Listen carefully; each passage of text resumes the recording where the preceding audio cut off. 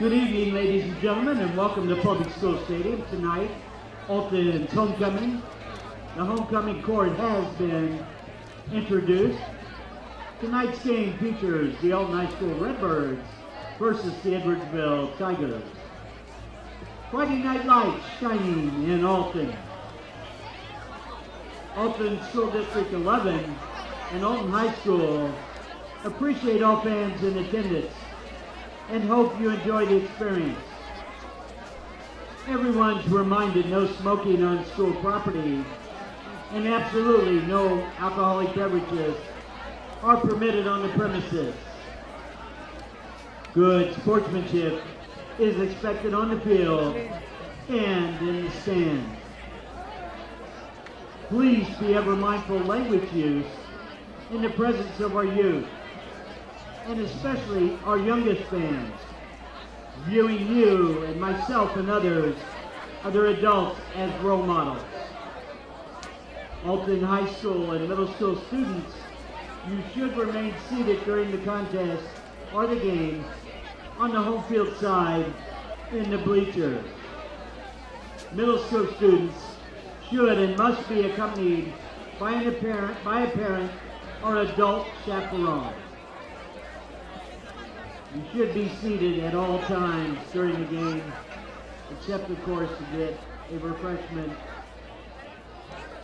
Arrangements for transportation home must be completed prior to the completion of the game.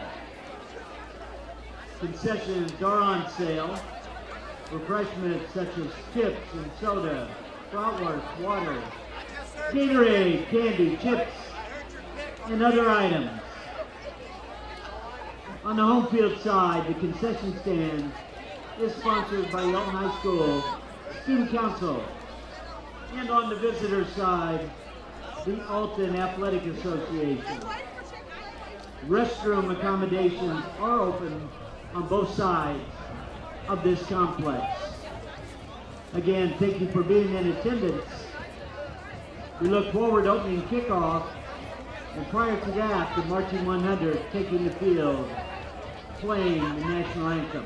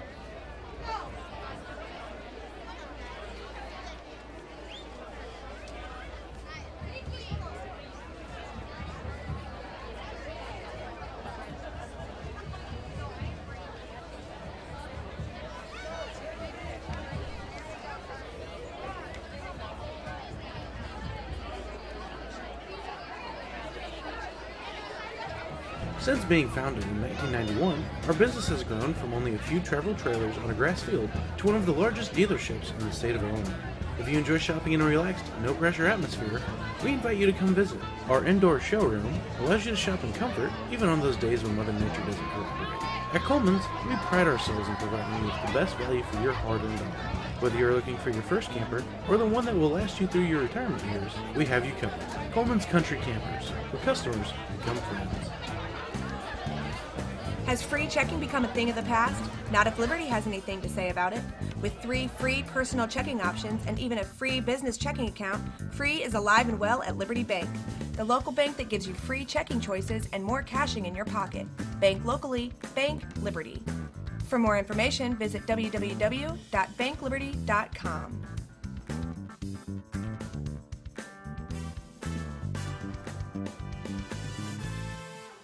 Roper's Regal Beagle, located on Godfrey Road, is the Metro East premier sports bar and grill. Open Sunday through Thursday till 2 a.m. and Fridays and Saturdays till 3 a.m. At Roper's Regal Beagle, you will enjoy some of the area's best pizza from their wood-fired pizza oven. There is also a full kitchen offering a huge variety, as well as a soup and salad bar. Sports fans, Roper's Regal Beagle is the place to watch the game. 27 TVs, NFL ticket, Big Ten, Pac-12, and streaming local high school sports. Here at Midwest Members Credit Union, we are proud to put our heart into the community that we serve. Every day, credit unions touch every aspect of our lives. They support us as we turn life's goals into accomplishments. Goals like going to college, opening a small business, buying a home, planning a wedding, or having a baby. From your first car to a new life after retirement, our community credit unions are there for all your life's milestones. For all of life's moments, you can depend on us at Midwest Members Credit Union. Morse Home Improvement is a second-generation, family-owned and operated company committed to putting customer service and quality first. Serving you since 1962, we strive to make every customer a customer for life. At Morse Home Improvement, we operate by a code of ethics we call the Morse Code. This code consists of honesty, integrity, quality, service, and value. Visit us at MHI1962.com or call 46-50505.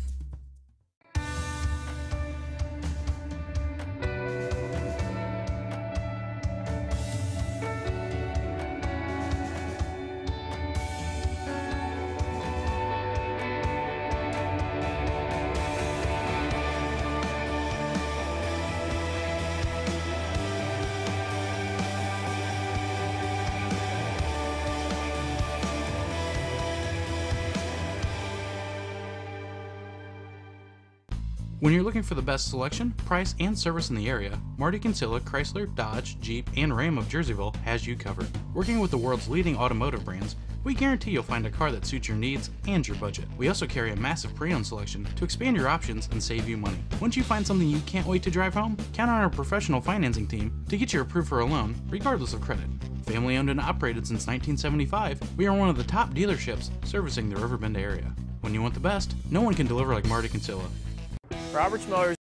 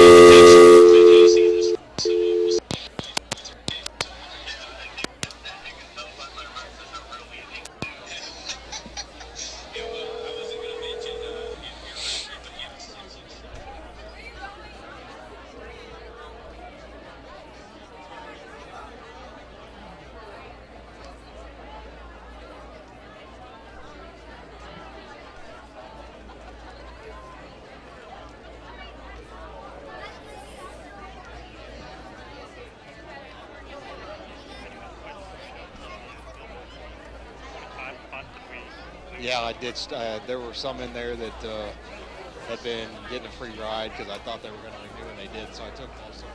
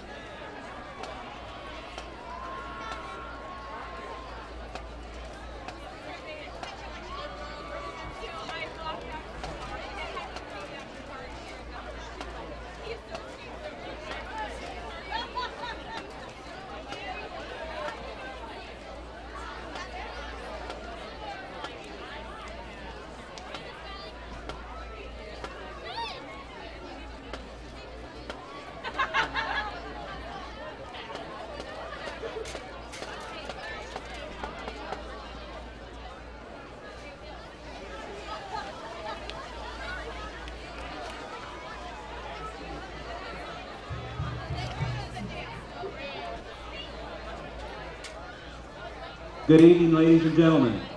Welcome to tonight's game. At this time, please direct your attention to the field where your Alton High School Marching 100 will begin this evening's pregame ceremony. Will everyone please rise as we honor America with the playing of our national anthem.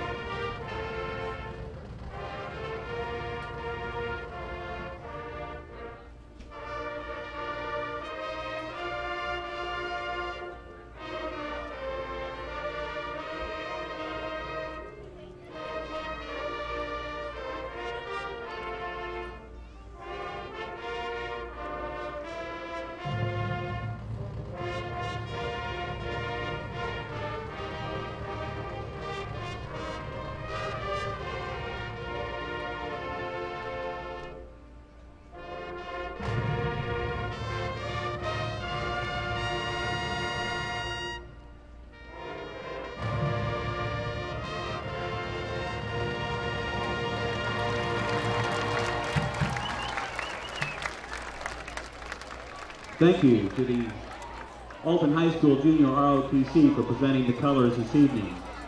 Please remain standing at this time for the playing of Alton Loyalty.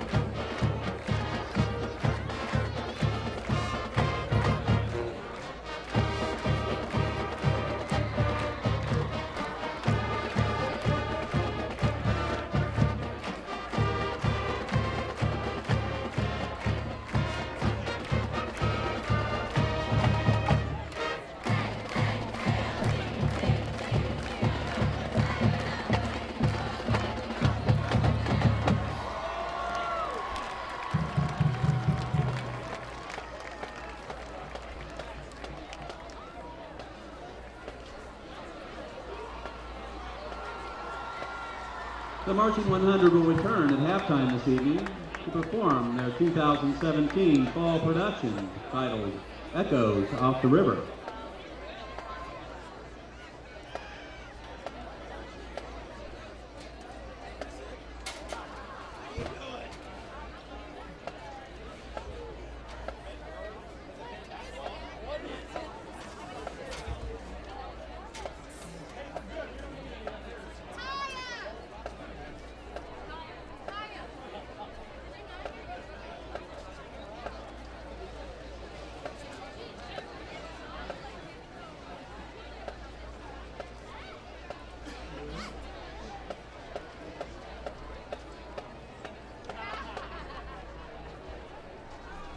Ladies and gentlemen, officials for tonight's contest sponsored by the IHSA.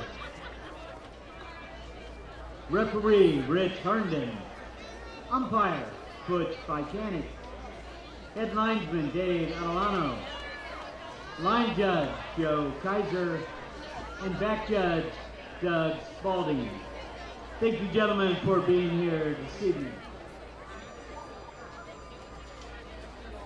And of course, leading our illustrious crew over there on the chains, Henry Grabby. Thank you, Henry. Thank you, gentlemen.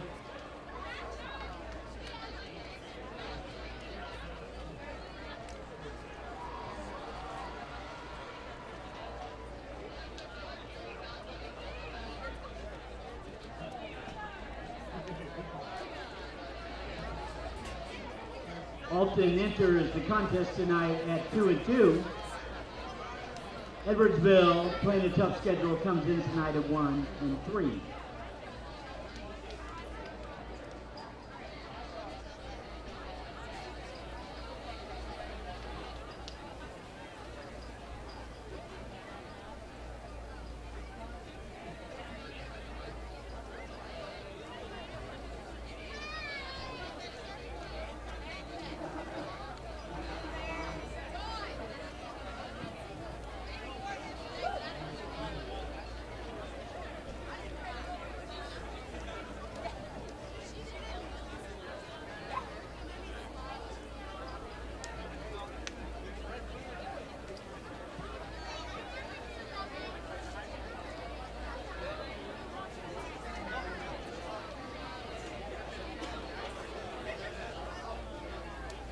Concessions will be offered throughout the contest on the home field side, the Alton Student Council.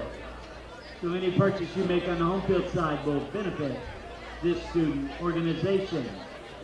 On the visitor side, the concession stand sponsored by the Alton Athletic Association. Each purchase will benefit Alton Athletics, and every single purchase is appreciated.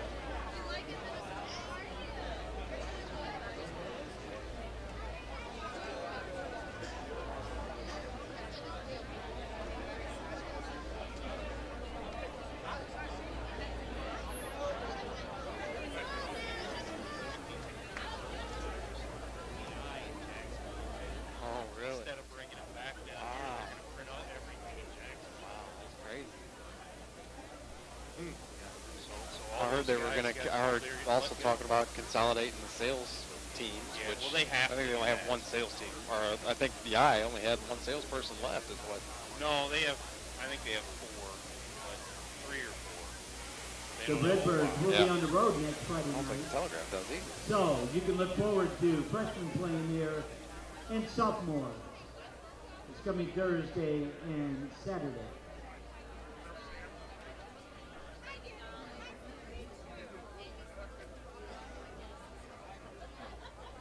Roberts Motors is proud to say that we've been serving the Alton area for over 68 years. You must be doing something right to be able to say that.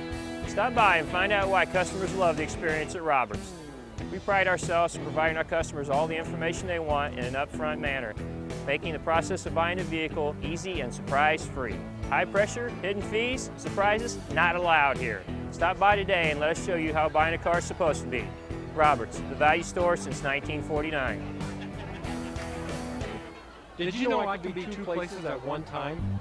Gerard Fisher & Associates, American Family Insurance is located in Godfrey and Edwardsville, and our team is here to serve. Our unique backgrounds, training, and experience have prepared us well to help meet your insurance needs. Additionally, as residents of your community, we understand how important it is to be there for you, our trusted friends and neighbors. Together, we're building strong partnerships that help everyone succeed. Call or visit us today at Godfrey or Edwardsville. I'll grab the birthday cake, you bring the gift, if you're sure she's ready. She's 16, honey, and she's earned a set of keys. She's studied and practiced, I know, but it's a big responsibility. When you have a teen driver, it's good to know that Madison Mutual has the insurance coverage you need. She's ready, and so are we. I talked to our Madison Mutual agent. Call Barry Macias, your local independent insurance agent, at 467-2874. The more life changes, the more you need Madison Mutual.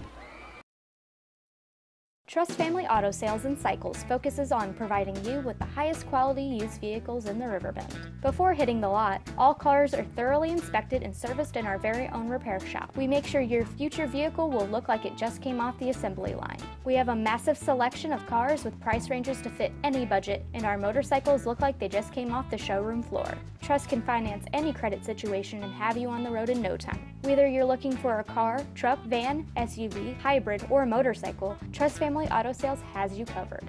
Since being founded in 1991, our business has grown from only a few travel trailers on a grass field to one of the largest dealerships in the state of Illinois.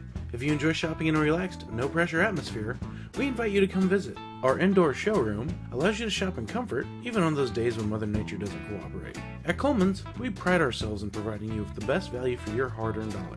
Whether you're looking for your first camper, or the one that will last you through your retirement years, we have you covered. Coleman's Country Campers, where customers become friends. Has free checking become a thing of the past? Not if Liberty has anything to say about it. With 3 free personal checking options and even a free business checking account, free is alive and well at Liberty Bank. The local bank that gives you free checking choices and more cashing in your pocket. Bank locally, bank Liberty. For more information, visit www.bankliberty.com.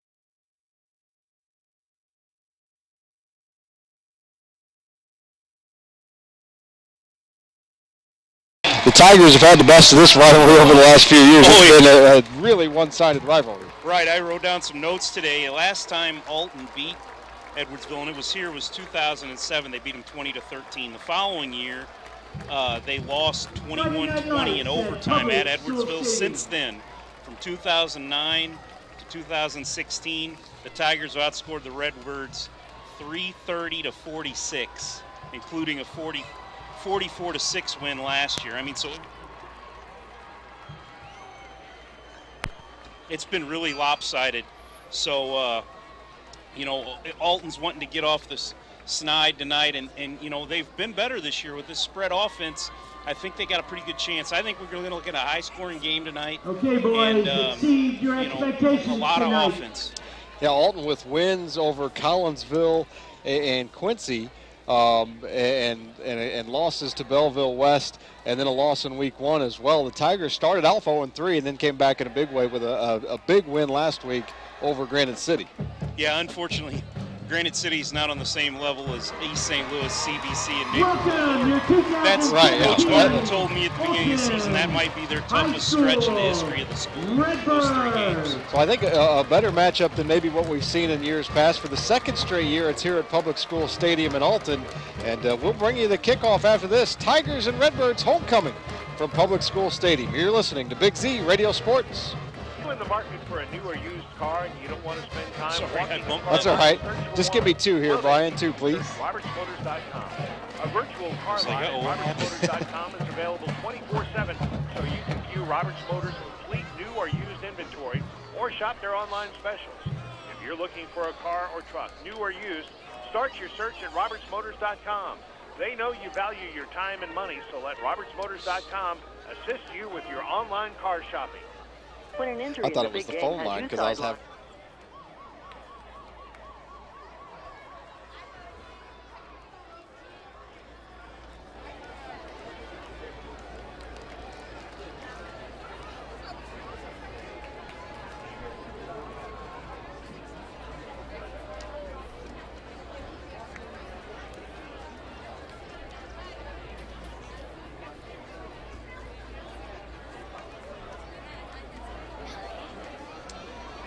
Welcome back to the Barrett Heating and Cooling broadcast booth at Public School Stadium as the Alton Redbirds get set to take on the Edwardsville Tigers homecoming game. And the Redbirds come in with a record of 2-2, 1-1 in the Southwestern Conference. The Tigers, meanwhile, a record of 1-3. As Bill mentioned, they ran the gauntlet the first 3 weeks, and now they'll take on the Redbirds here tonight, trying to improve to 2-1 in the Southwestern Conference after opening Southwestern Conference play with a loss against East St. Louis 30-7, and then a big win over Granite City last week by a score of 52-7.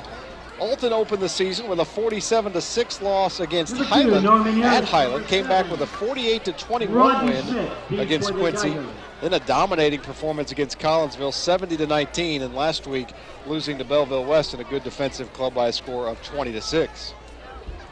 Yeah, I mean, and you know what? I know it's early. I mean, it's only week 5 here, but there's big playoff implications with this game, with the way this conference is built and how, you know, here we go. All the time. Collinsville took O'Fallon to the limit last week, so you never know. Colin Lombardi set to kick it off for the Redbirds. High, short kick, fielded by the Tigers at the 10. And breaking tackles and out into the open field is the return man, and he's got a good return out near the 45-yard line. Harris brings that kickoff. Number 2 on the return, I believe Norman Harris for the Tigers, and they'll start with good field position at their own 45-yard line.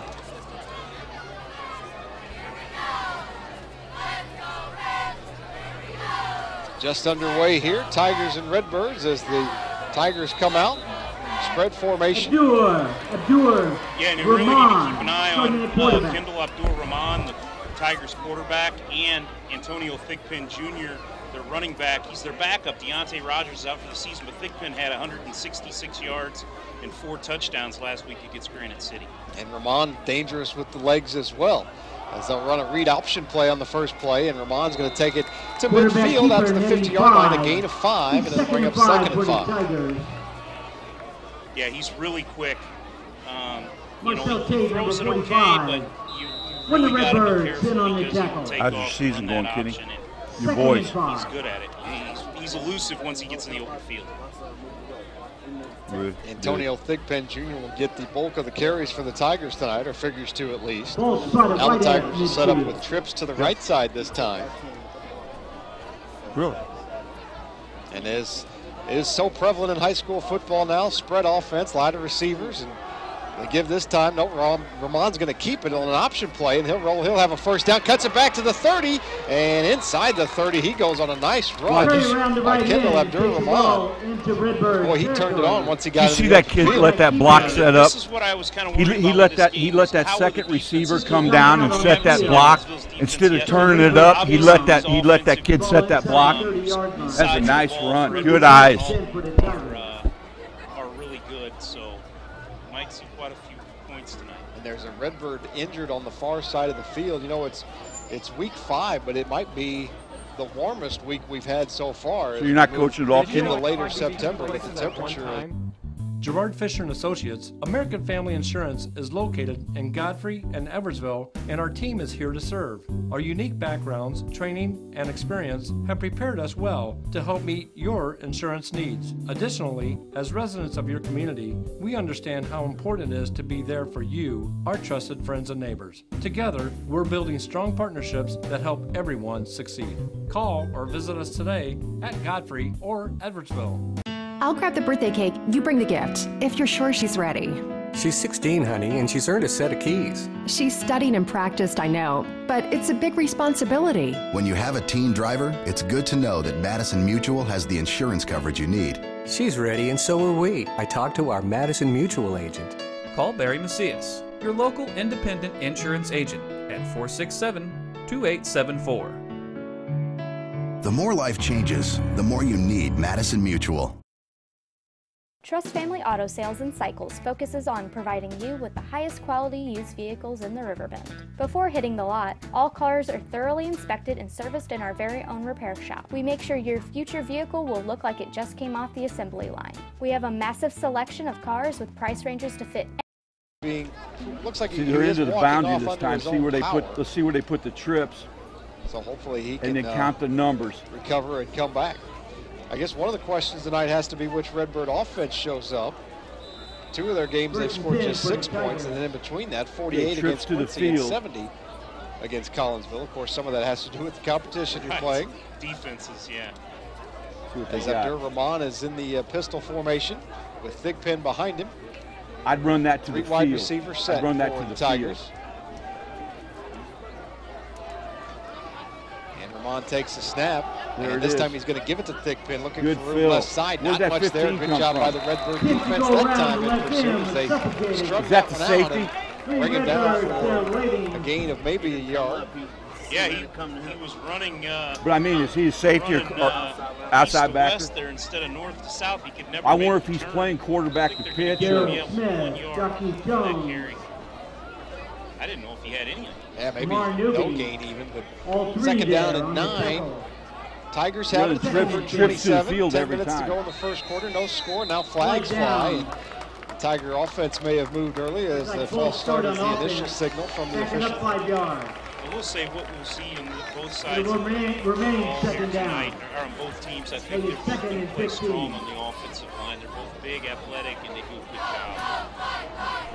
That might be the strong suit for both squads. Usually when you have a good offensive line, you're able to put points on the board, and there's certainly no shortage of good skill players on the field. They didn't change their play from either second and 10 or first and 10. Second and 15, and Rahman makes a move, cuts it back, and he's got smooth, man. A big carry out to the 21-yard line. Gets into a much more manageable third down situation for the Tigers. Boy, he's got unique speed from the quarterback position. About 10 yards on the play. 9 yards. That's what killed them that week against Neighborhood. He went out with body cramping and wasn't able to come back in after the first quarter. And they were just a different team without him on the field. He picks up 10 yards there to make it third down and 4 for the Tigers. And a lot of different ways they can go here with him being such a weapon running the football. In the pistol with Thigpen next to him, trips to the right for the Tigers, and now I don't know, Kenny, I haven't talked to him. Now a timeout is called. It's some confusion. Timeout, Edwardsville. Their first timeout. 2 timeouts remaining. Head coach Matt Martin takes a timeout for the Tigers. We'll take one too. You're listening to Big Z. They got to be playing man-to-man. I wonder if they ever throw that tight end. First one came off the showroom floor. Trust can finance any credit situation and have you on the road in no time. Whether you're looking for a car, truck, van, SUV, hybrid, or motorcycle, Trust Family Auto Sales has you covered. Since being founded in 1991, our business has grown from only a few travel trailers on a grass field to one of the largest dealerships in the state of Illinois. If you enjoy shopping in a relaxed, no-pressure atmosphere, we invite you to come visit. Our indoor showroom allows you to shop in comfort, even on those days when Mother Nature doesn't cooperate. At Coleman's, we pride ourselves in providing you with the best value for your hard-earned dollar. Whether you're looking for your first camper or the one that will last you through your retirement years, we have you covered. Coleman's Country Campers, where customers become friends.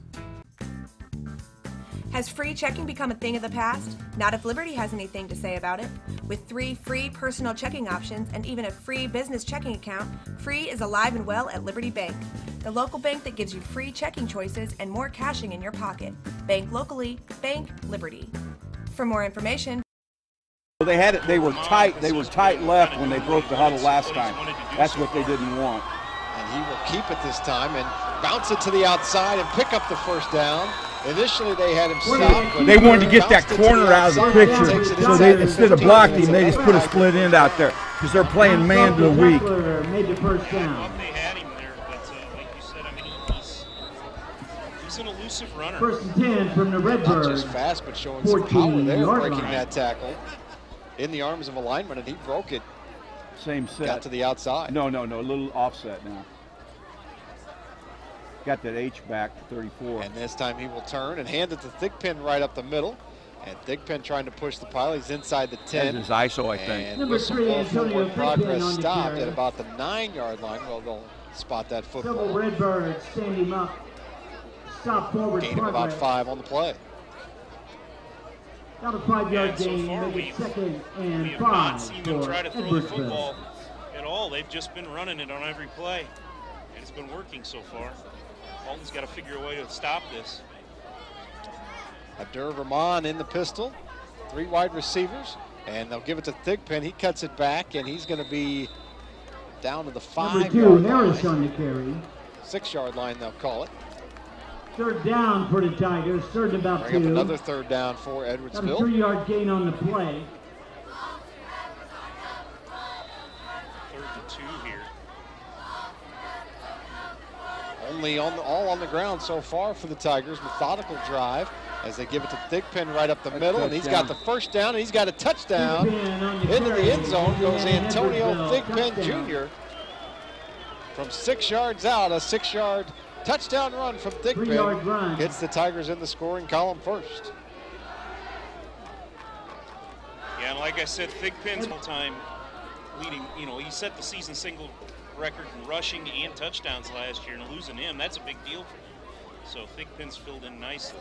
Lake Neville on to attempt the extra point, and it is up and long enough, and it is good. So with 7:39 left to go in the first quarter, the Tigers take the opening drive and drive it down for a touchdown, and they lead the Alton Redbirds by a score of 7-0. You're listening to Big Z Radio Sports. At Phillips, Visit Roper's Regal Beagle, located on Godfrey Road, is the Metro East premier sports bar and grill. Open Sunday through Thursday till 2 a.m. and Fridays and Saturdays till 3 a.m. At Roper's Regal Beagle, you will enjoy some of the area's best pizza from their wood-fired pizza oven. There's also a full kitchen offering a huge variety, as well as a soup and salad bar. Sports fans, Roper's Regal Beagle is the place to watch the game. 27 TVs, NFL ticket, Big Ten, Pac-12, and streaming local high school sports. Here at Tigers kicking that extra point to make it 7-0, and now he will kick it off here for the Tigers. Kevin Caldwell Jr. back deep to receive. Yeah, now we've gotten to see Edwardsville's offense. Let's see what Alton's can do, and they can showcase their pretty stellar back in Daryl Smith. Absolutely. Who's calling the defense? What's his name? They will kick it deep.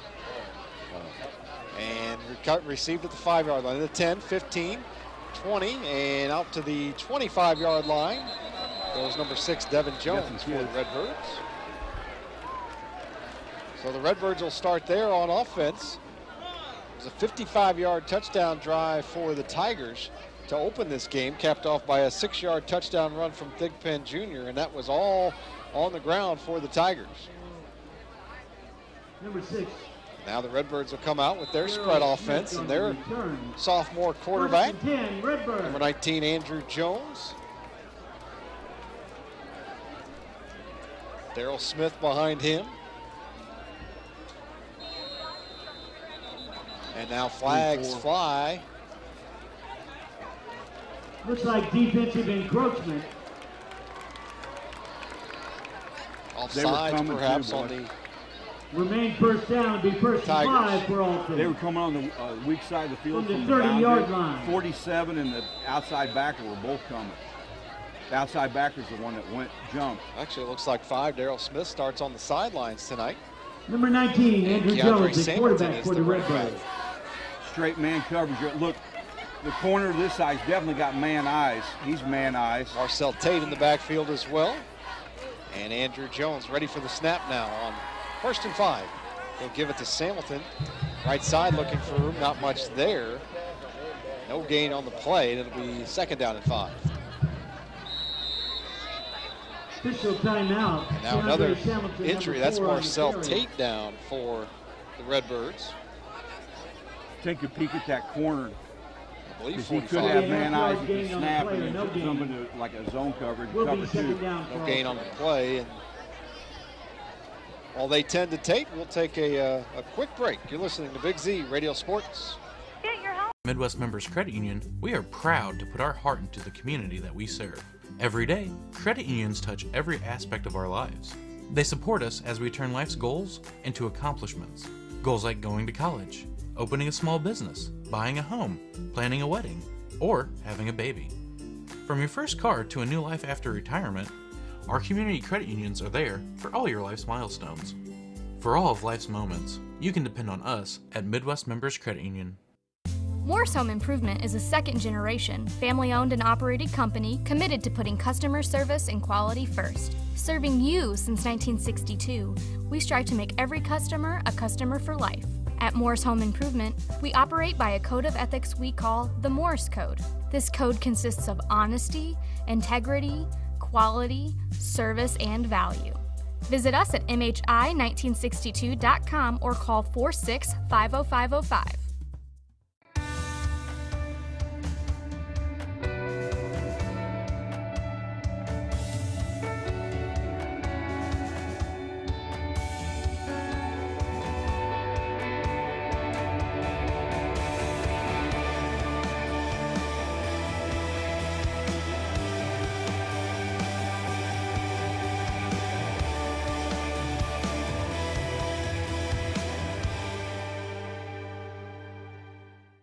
When you're looking for the best selection, price, and service in the area, Marty Kinsella Chrysler, Dodge, Jeep, and Ram of Jerseyville has you covered. Working with the world's leading automotive brands, we guarantee you'll find a car that suits your needs and your budget. We also carry a massive pre-owned selection to expand your options and save you money. Once you find something you can't wait to drive home, count on our professional financing team to get you approved for a loan, regardless of credit.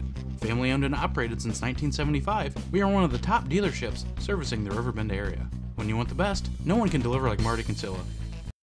Roberts Motors is proud to say that we've been serving the Alton area for over 68 years. You must be doing something right to be able to say that.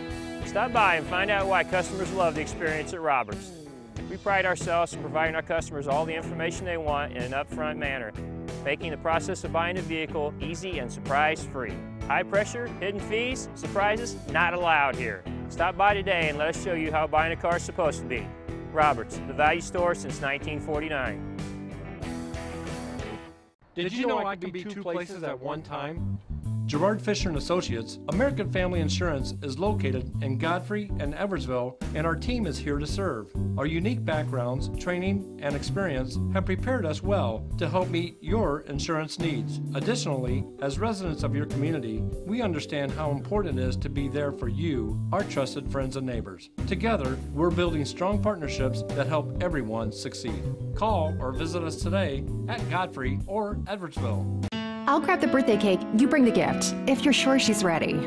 She's 16, honey, and she's earned a set of keys. She's studied and practiced, I know, but it's a big responsibility. When you have a teen driver, it's good to know that Madison Mutual has the insurance coverage you need. She's ready, and so are we. I talked to our...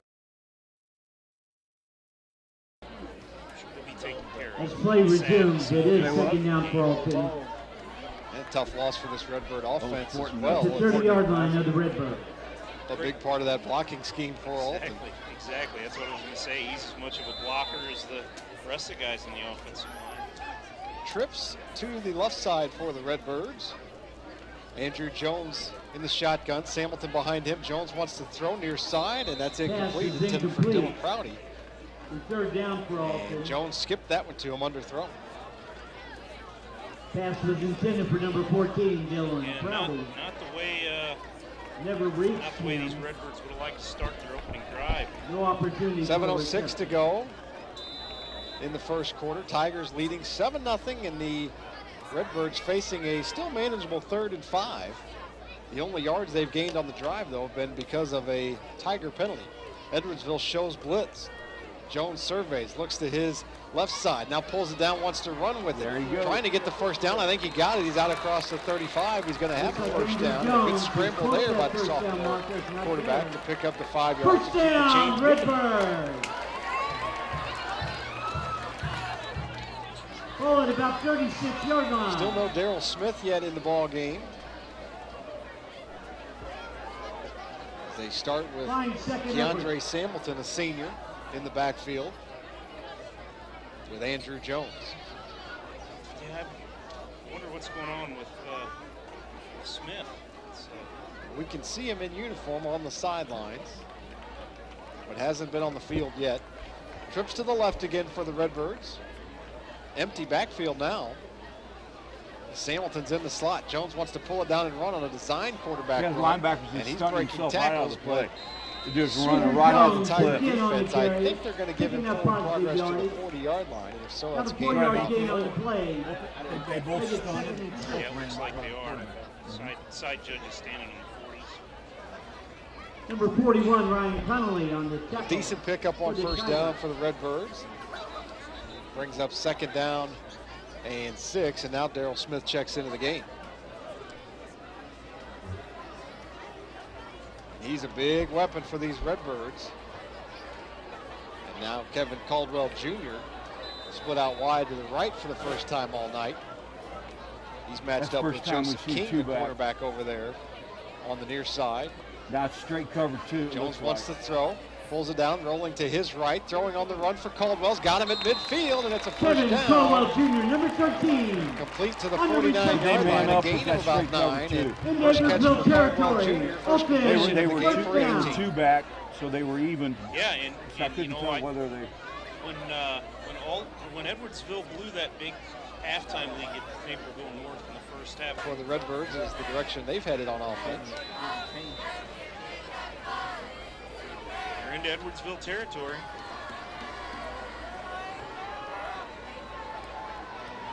And we haven't seen the thing about this is the second. Yet. Not yet, no. Okay, he got him Didn't both start off. if you're just joining us. See, they got trips with 5:08 the to tight. go, first quarter, 7-0 Tigers. Redbirds have it at the Edwardsville 47. Second down and 7. Jones wants to throw again, looking deep this time. Got him. Got a man, that's 85, and it is caught down inside the 10-yard line. It's Terrence Walker with the reception to the 10-yard line, a gain of 37. Pass by Jones. You know, we talked about this offensive line, and man, are they giving him time. Yeah, I think we talked about every receiver but Walker, and he catches the game's first big pass. Hey, he looks like Tom Brady back there, doesn't he? Yeah, inside the 10. He did have a lot of time. Redbird. And Walker had a step, and he hit him perfectly, and now the Redbirds have it. They spotted at the 9. It's first and goal at the 9 for the Redbirds as they try to answer the Edwardsville opening drive with a score of their own. Smith still hasn't touched it. Jones rolling to his left, looking to throw. His receiver fell down. Now throws to the corner of the end zone, and that is caught, and is a touchdown. No signal yet. It is a touchdown. Redbird, touchdown! Touchdown, Alton Redbird. Hamilton, I believe it was number 4. DeAndre Hamilton. Good. Who started in the backfield tonight, gets a snappy receiver, and he catches the first touchdown of the night for the Redbirds. A 9-yard strike from Jones, and again, a great job by the offensive line. I correct that. Number 6, Daryl Smith. Touchdown, Daryl.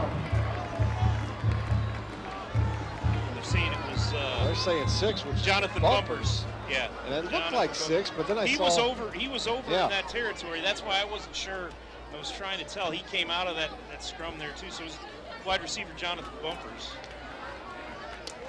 So 4:24 to go. The Redbirds put it in the end zone and now attempt the extra point to tie this one up. Yeah, that bubble screen. The kick is long enough, and it is good. Extra point attempt is good by Colin Redbirds tied it Lombardi. at 7 as Colin Lombardi kicks the upper. I was excited. I got to correct myself. That touchdown was 4:24 left to go. caught by First Jonathan quarter. Redbirds 7, Bumper.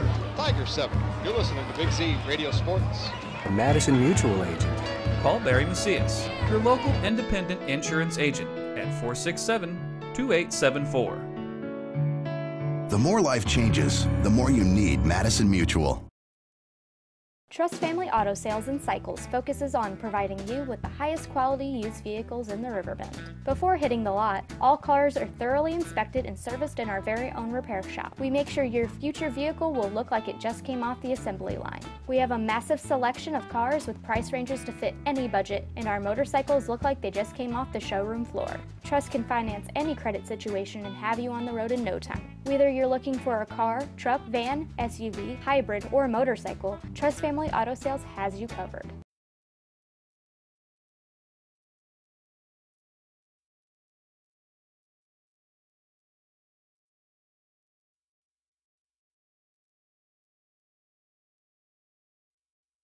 back Johnny here. Well, and with this group of receivers, and Smith included, if he has that much time, he will probably be able to do some serious damage through the air tonight. As we get set for the kickoff, Colin Lombardi set to kick it off for the Redbirds. Second kickoff of the night. High, long kick. That one's going to go into the end zone. It'll be a touchback. And the Tigers will have it into the end zone. at the Touchback. 20-yard Comes line. out to So the 20. they started at the 45-yard line for their first drive, drove it 55 yards for the touchdown, capped off by a 6-yard touchdown run from Thigpen Jr. Kicked it back to the Redbirds. The Redbirds with an impressive 75-yard touchdown drive. And it's 7-7, and now the Tigers back on offense. And, you know, we thought maybe we could see some back and forth offensively all night, and so far that's what we've seen. Yeah, but, you know, this rivalry's been so lopsided. This place was a little quiet. It was, until that pass to Terrence Walker. Now it's livened up. You can hear the people laughing and getting a little bit more confidence and pep in their step down there in the fans. Well, as you mentioned in the pregame, not only have the Tigers dominated in the win-loss column, but on the scoreboard. And now back to Rahman, and he's got some running room and breaking tackles. He's got a first down, a nice first down run all the way out to the 37-yard line, a gain of 17 on first down, and the Redbirds are going to have to find a way to shut him down running the football. Easier said than done. Right. Right. I mean, you know, like I'd say, you know, it goes back to the offensive line play for both of these teams, and it's both really good. So it's really going to come down to, I think, who makes the most mistakes in this game and whose defensive line can play the best. This is Thigpen up the middle this time. The running back, he's got a first down, and he's out near midfield. Gain of about 12. Another first down for Edwardsville. Yeah, and Ball up near midfield, 49-yard line. And a different type of runner than Rogers. I wonder if Edwards looking throwing it all. Rogers is really small, and he's just built on I mean, speed. if they can't, then you just load up. Thigpen's almost like a fire hydrant, you know. I mean, he's gonna hit you and just come at you. Rahman wants to throw this time, and he's into the flat, and that's incomplete. Incomplete. He had a receiver open. Second down for 34, Reginald Wilson was the intended receiver, but the pass was intended for number 34, Reginald Wilson. And first and 10, I mean. That's their first okay, pass? So you made I believe it was, yes. But you're dashing 15 apart. Yeah. You don't need to throw when the run game's working, really, but second down and 10 now for the Tigers. And Rahman's going to keep it again across midfield. Turns the corner and gets to the 45-yard line of the Redbirds. Nice tackle out in the open field. Quarterback about 6. And bring up a third. They'll give it 5 on the play. Bring up third down and 5. Tigers have had some third down situations. They've been able to convert all of them. Number 9, Justin Jones. Not afraid to run the football, no matter really. It's all been third and 5 or less, pretty much, and they've ran for every first down they've achieved. Rahman with Thigpen behind him wants to throw into the flat this time. He's got a receiver that's complete, and I believe he's going to have a first down. It's Levantis Hairston. And they might have to call for a measurement here, as that one's right near the first down marker. But nope, now they're going to move the chains, I do believe. Yeah, it looks like they're going to give it to him. Down to the Redbirds 41. That's good enough for another Tiger first down. Yes, they've tried to go on these little short passes so far. You haven't seen them take a shot yet. Trips to the right for the Tigers this time. And Rahman hands it up the middle to Thigpen, and the Redbird defense there this time. Best penetration of the night for that Redbird defensive line, and Thigpen's thrown for a loss of a yard or 2. Yeah, he had nowhere to go that time. And I've been watching a little bit. No push at all, man. I think right now I give the nod to the offensive line. I still think, Abdul Rahman is so quick and elusive. He's making a lot of that stuff on his own, but Alton seems to be getting a little bit more pressure than what Edwardsville is getting on them. Rahman in the pistol, Thigpen next to him. 2 wide receivers to the right. Rahman hands it up the middle again to Thigpen. Not much there. He does break a tackle, and I think get back to the original line of scrimmage of 41-yard line. They're going to give him the 40-yard line. And it'll bring up a third and about 9 for Edwardsville. Terrell, number 3, gets up. maybe the longest third down they've had of the night. Trips to the right, no huddle, of course. Nobody huddles in high school football anymore. No. Wade Dobson coaching still? Ramon takes the snap, rolls to his right, wants to throw, has lots of time. Now he's going to pull it down and try to run with it, and the Redbirds have him wrapped up, and he's brought down. Shy of the first down. He takes it to the 37-yard line of the Redbirds, does not get the first, and this situation, this spot on the field, you would expect the Tigers, though, to go for it here on fourth down, I would think. Yeah, I mean, I don't think you're going to attempt a 54-yarder. No, Coach Martin's usually he's pretty aggressive in these types of situations too. They will go for it. It's 4th and 7. Ramon wants to throw deep down the sidelines, and it is incomplete. Good coverage on the far sideline. Dylan Prouty in coverage, and he did a nice job. Did interfere with the receiver and got in between him and the man, and ball falls incomplete, and the Redbirds will take over on offense. So a good possession that time defensively for all. Yeah. Well, yeah, I thought, like I was saying a while ago, I thought they got a little bit of pressure in the backfield. They held true and stopped the run a little bit better, especially on that play where Kendall got to the outside and was trying to look for a receiver. I mean, those were the plays that he's been breaking upfield, and they were there. They bottled him up. Right, that was the big play, really, of the drive. You're right.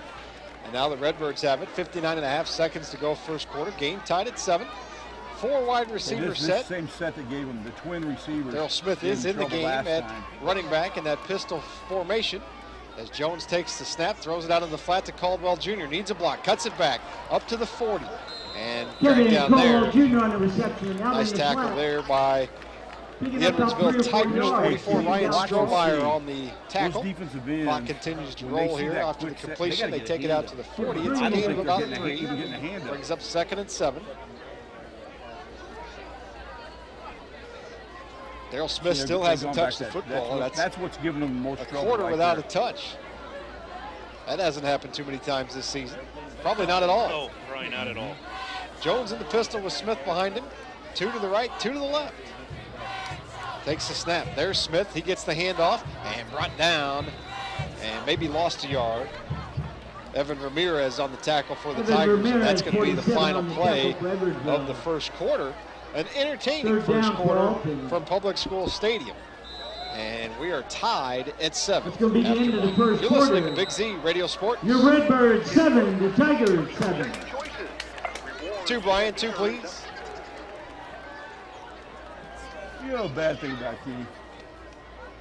Coming up here, I stopped and had a brownie. RiverBender.com's coverage of today's event is brought to you by Macias Insurance Agency, your local independent insurance agent.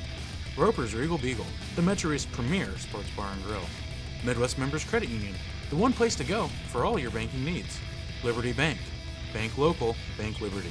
Gerard Fisher American Family Insurance, all of your protection under one roof. Roberts Ford, the value store since 1949.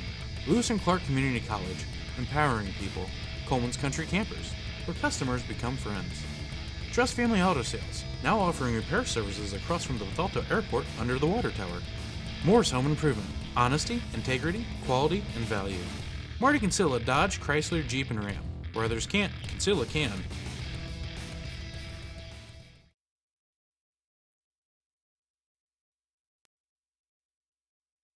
News sports editor Bill Roseberry. I'm Nick Darr.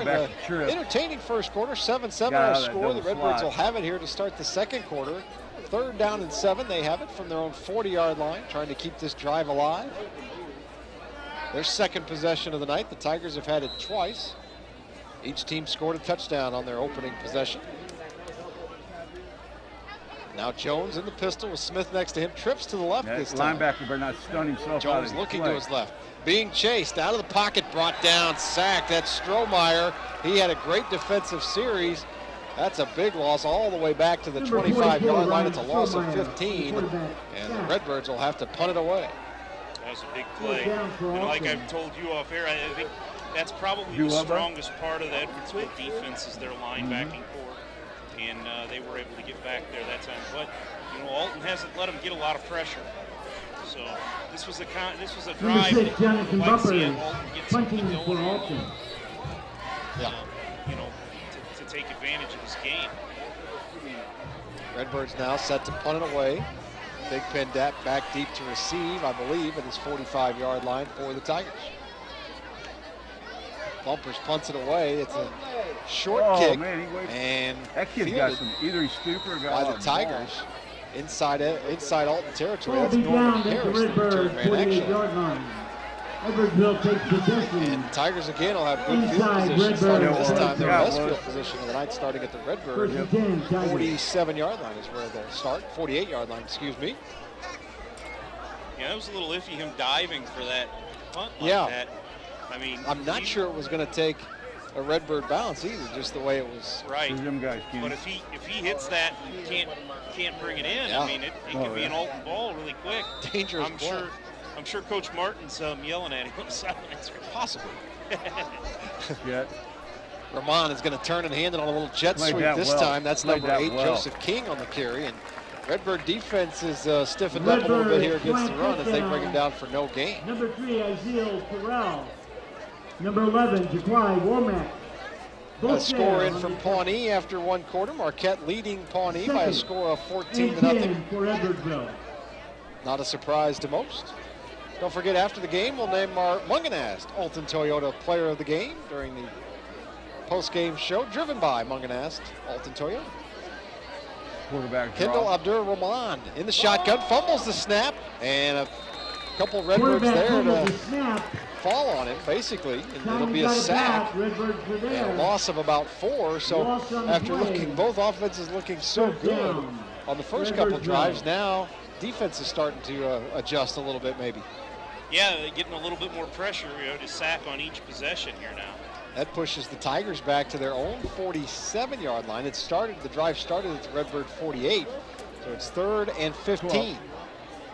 Ramon sends Thigpen in motion now, emptying out the backfield. Trips to the right, Thigpen to the left. Ramon wants to throw deep, now being chased, now does throw deep, got a man wide open, it's King, and he catches it and falls to the ground at the 15-yard line. That pass is caught for Edwardsville first down. Big play there for the Tigers. Ramon to King, all the way down to the 13. Who is that? Gain of 40. Now the Tigers have it first down and 10 at the Redbird 13. Again, a lot of time that time for the Tiger quarterback again. And that's the first time we've really seen them take a shot downfield. Empty backfield again. Ramon called run, and he's going to take it into the end zone. Touchdown. Kendall Abdur-Rahman into the end zone from 13 yards out. He pumped a little hitch and pulled it down and ran, and he goes untouched into the end zone from 13 yards out. In the second quarter.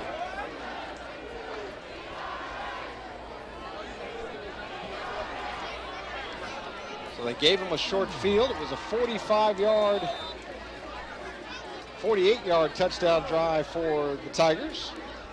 And now Devin Parker on to attempt the extra point and make this a 14-7 Tiger lead. And the kick is up. It's long enough. It is straight enough. It is good. So with 9:19 left to go in the first half, Tigers now lead the Redbirds by a score of 14-7. You're listening to Big Z Radio Sports.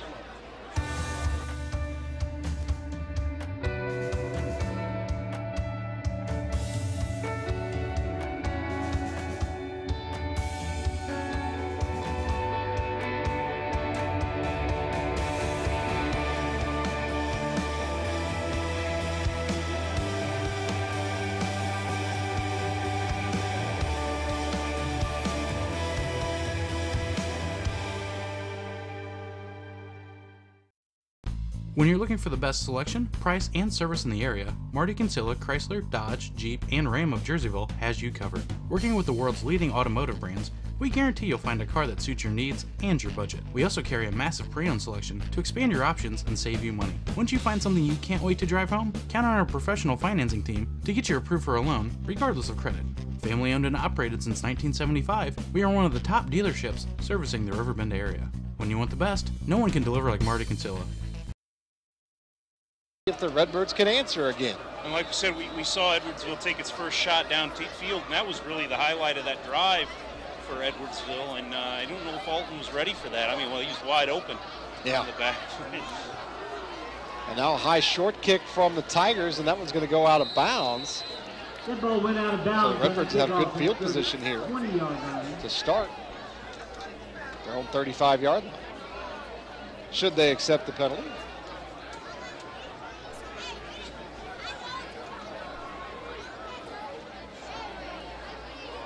I don't think that's what the Tigers had in mind for that kickoff. Warm night at Public School Stadium. They're going to make them re-kick it. Redbirds will have Edwardsville kick off again. Daryl Smith and Kevin Caldwell Jr. back deep to receive. No, I'd say warm is an understatement. Yeah, it's pretty muggy. Yeah, it's really muggy. Humid, yeah, it's. Put a football helmet and pads on, and you can multiply that too. So. Hydration a key, of course. You don't see it too often where the kick goes out of bounds and the receiving team elects to have the other team re-kick, but that's what the Redbirds and head coach Eric Dickerson decided to do here. When you've got two explosive guys like Smith and Caldwell Jr., though, you want to get them as many touches as possible, I suppose. I was going to say, I mean, those are two really good athletes back there, and you know, either option you're kicking to, they're tough to stop. I know high that. Kick, it's going to be Caldwell Jr. at the 5. To the 10, 15, to the 20, cuts it back 25, 30, 35, 40, one man to beat. Midfield to the 40, 30, 20, 10, touchdown, Redbirds! 95 yards, touchdown! Where would you take that at the 5-yard line, a 95-yard return. Is Eric Dickerson a genius? Just like I said, of course you make him re-kick that. And now we're an extra point away from a tie ball game. What a run from Caldwell. Man, yeah, it looked like he was going to get bottled up around the 25 or the 30, but he got through that scrum, and man, he was gone after that. That was the thing of beauty. Lombardi in for the point after.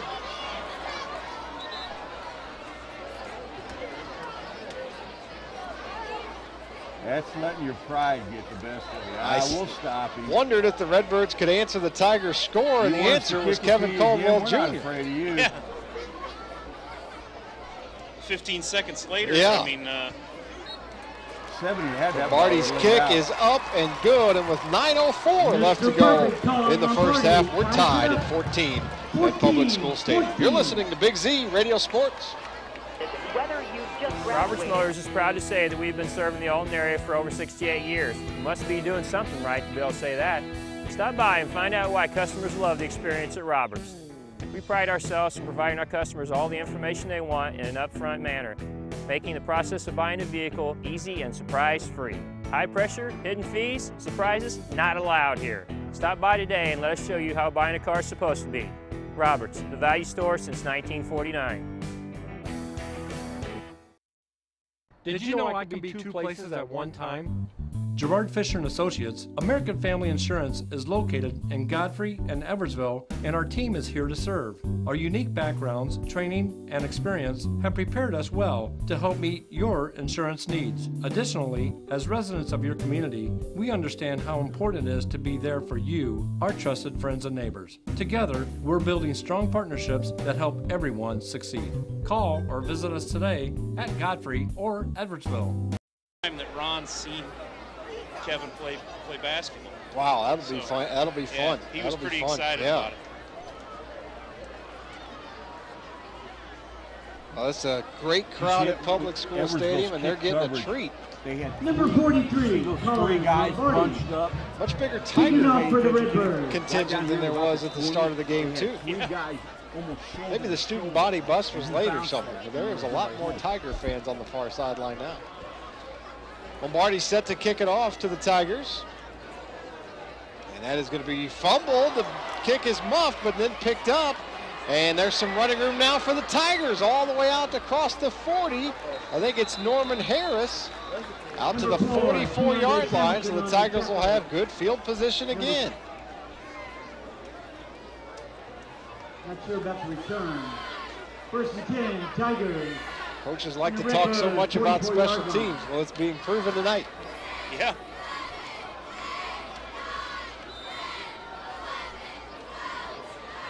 Now the Tigers with the football. It's getting hard to keep up with all this. What will their answer be? They've got it, first and 10 at their own 44. They stopped the jet last time. Sends a man in motion. Gives it to They can't run that jet. Number 2, that's Harris. Oh, yeah. And now he breaks a tackle. There's a flag coming back, at though. 30, 25, 20. That's going to be a hold or a crack. The play was stopped. He and all might of a have sudden blocked Harris back comes towards out the of line of pack with a scrimmage. big run, but I think it's coming back. That's coming back. Yeah, I don't know what the flag was. I wasn't looking up at the moment to see. Well, flag down on the far sideline. The official that threw it's not coming back to him. Flag's on. Terrific run by Harris. Yeah, I mean, I thought he was stopped for no gain. The play was over. He came out of that. It's a false start. Motion penalty against the Tigers. That's a killer. No, it can't be a false start. False start's a dead ball. Alton has no penalties yet. They've all been on Edwardsville. Procedure penalty. They They've didn't have yet enough to guys on the see line a of scrimmage. turnover in the ball game as well. Right.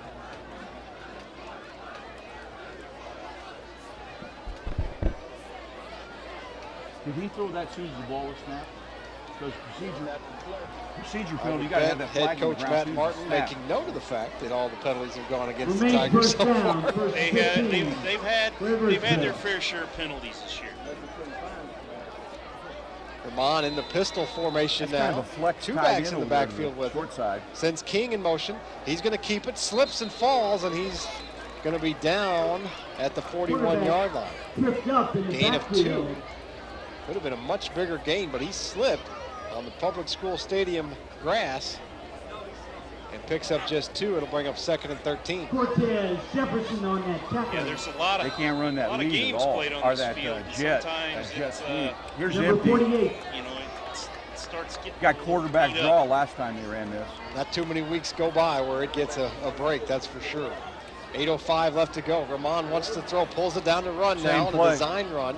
He takes it out to midfield. And out to the 50-yard line he goes, gain of 9. Bring up 3rd and 4. For the Tigers. Of course, also the home field for the Marquette Explorers. We only got the 1 week this year, I believe, where Marquette plays on Saturday against Dupo. October 7th, I believe. Right. Let them throw crap underneath, So, tackle them for a 5-yard You'll gain. have a lot They of can't put Friday a night drive together games throwing going the to ball. Saturday games. Which really helps us from a broadcast schedule standpoint. But 3rd and 4 for the Tigers. Ramon fumbles the snap, but now pulls it down and runs. He's going to have enough for a first down. He's out to the Redbird 45-yard line. Tiger first down. Ball being marked at the Redbirds 45 Well, in terms of the running game, he's been the story for the Tigers, I guess through the air as well, but what a weapon he is offensively. Yeah, he is. He is. Back to the trips with the Tigers. Like I said, that Naperville North game, when they go into halftime with They were running power when they ran this before. And they ended up losing. He was out with a full body cramp and didn't return, and that was a big difference in that game. Now he throws it behind him, and it's fumbled and picked up. It was King. That was an interesting play. Ramon was past the line of scrimmage, I believe, and then threw it overhand behind him, though. It was a ladder. King couldn't come up with it, though. It dropped it, and the Redbirds, rather, able to make the tackle and no gain on the play. A lot happening there for 0 yards. Right, yeah, and I mean, that's a risky play, like you said, because that's a fumble, and there's nobody if you pick up that ball. Right. Trips to the right for the Tigers. Speed option play. Pitches it back to Thigpen. He's got the football. Not much running room. He's out across the 45. Down to the Redbird 43. There first. Gain of a couple. Brings up another 3rd down. Todd Williams, number 1. 7 or 8 for the Tigers. First time we've number seen 9, speed, I think. Chucky Jones. 3rd down for Edwardsville. Yeah, they need one of those plays like they had, a couple drives ago where they were able to stop Abdur Rahman when he was trying to look downfield. They fast played the quarterback, so he had to pitch it right away. That was probably about the best defensive stand for Alton in the game so far, I believe. Yeah, I think 3 possessions for the Tigers, 2 touchdowns, and that was the one stop. Now Vermont rolling to his left, throws into the flat. That is incomplete. That pass is incomplete. 4th down. Just out of the reach of the intended receiver, which was King again. He got to punt that ball. Joseph King, and now it's 4th down, and I think we'll see the Tiger punting unit for the first time tonight.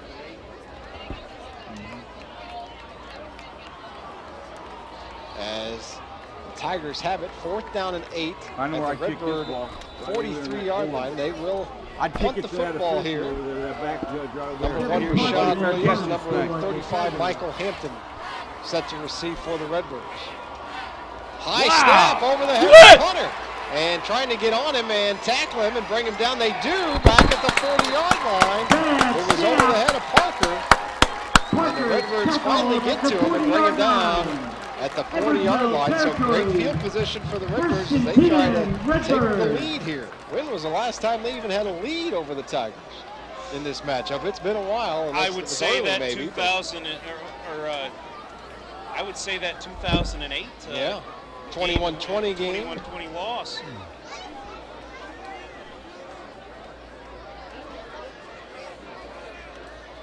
Here comes the Redbird offense. Darrell Smith and Samilton in the backfield now. Samilton started the game at running back. 3 wide receivers. Crowdy, Bumpers, and Caldwell Jr. Jones wants to throw. Looking for Bumpers down the middle. That's Caldwell Jr. down the middle, and jump ball incomplete. Pass just overthrown. Just a little bit behind Caldwell. Jalen Cooper in coverage for the Tigers.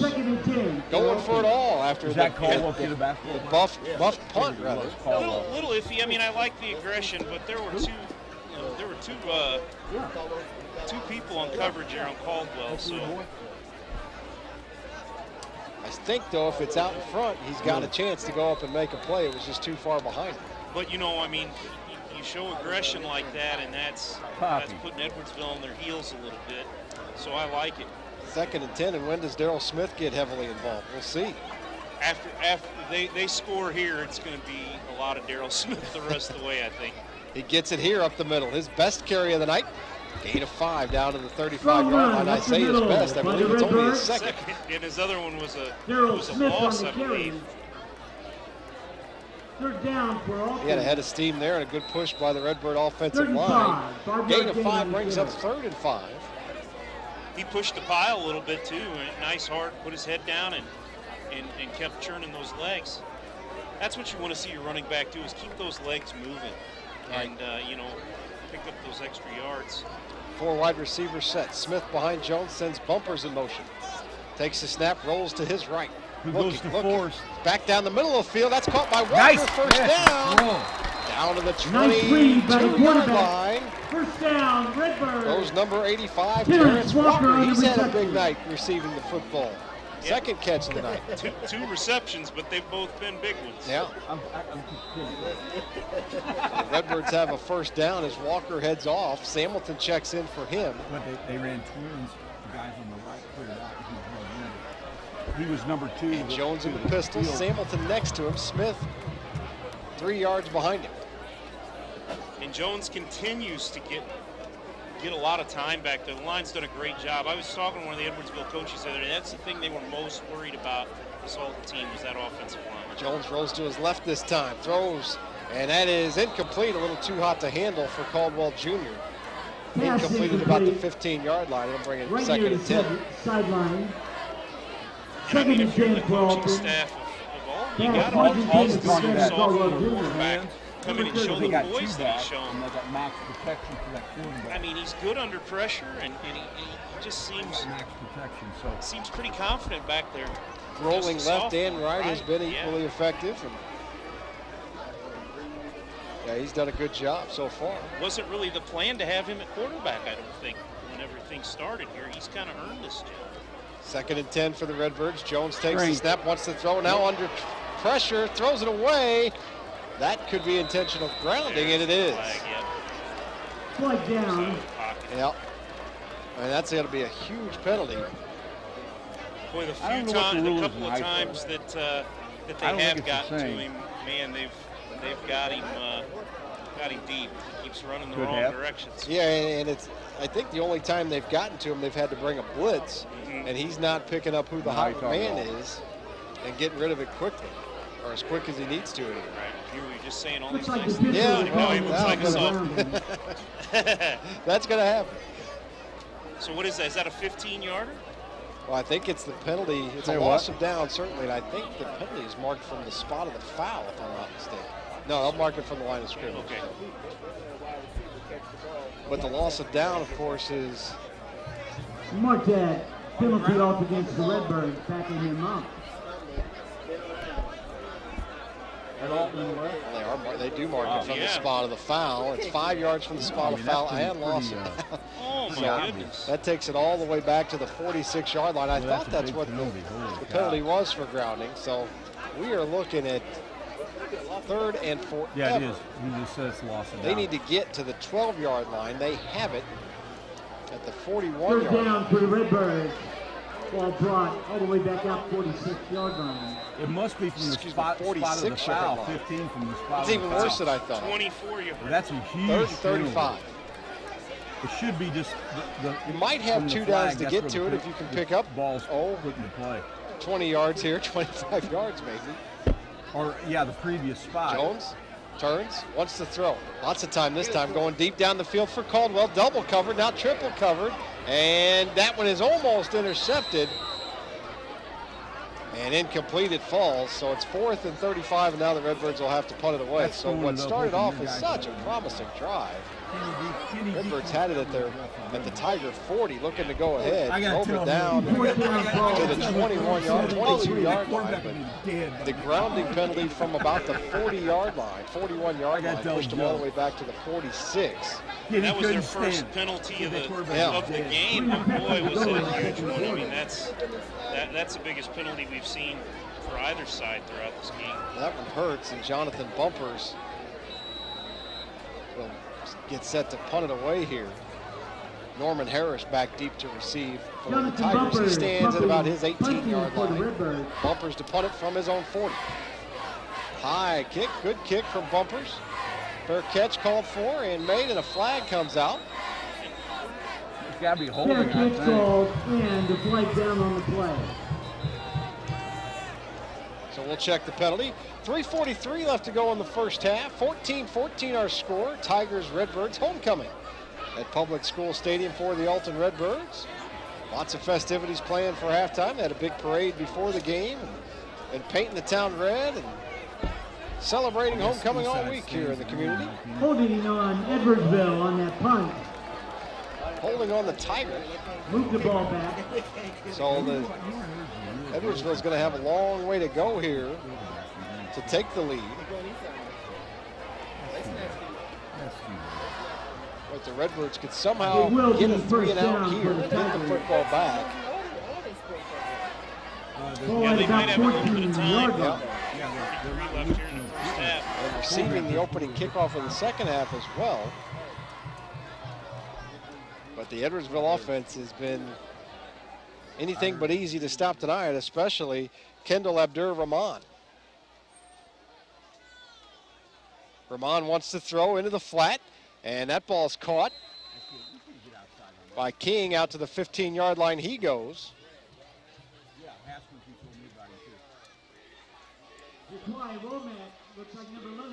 Gain of about 3 on the play. Clock rolling, 3:25 left to go in the half as Rahman gets the play from the sidelines. Gain of 2 at 2nd down and 8. Rahman in the pistol with Thigpen behind him, wants to throw into the flat, and that one is incomplete. And good break on the ball that time. The ball was intended for number 9, Levantis Hairston, and Jakeith Jones was in coverage that time. Nice job by the Redbird defensive back. Yeah, I was watching to see, he kind of got his hands on him there late. I was watching to see if a flag was going to come in. It's right in front of the side judge. You be careful of that.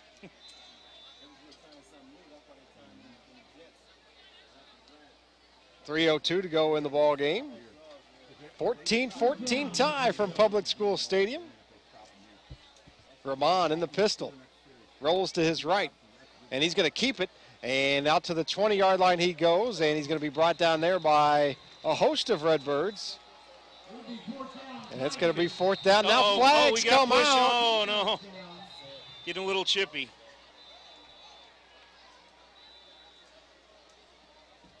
Well, we'll see if it's against the Redbirds. That is could be an extremely costly penalty, but the officials talking it over to see who that one's going to be on. Been a well-played first half, really, by both teams. Oh, yeah, we have no turnovers yet. Alton's only got the 1 penalty. And offsetting personal foul calls that time, so. Just got a text in. Belleville West is beating Granite City 21-0 at half now. It was just 7-0 after the first quarter. Again, what I was talking about this conference, I mean, you just never know from week to week. So. Well, now the Tigers set up to punt it again.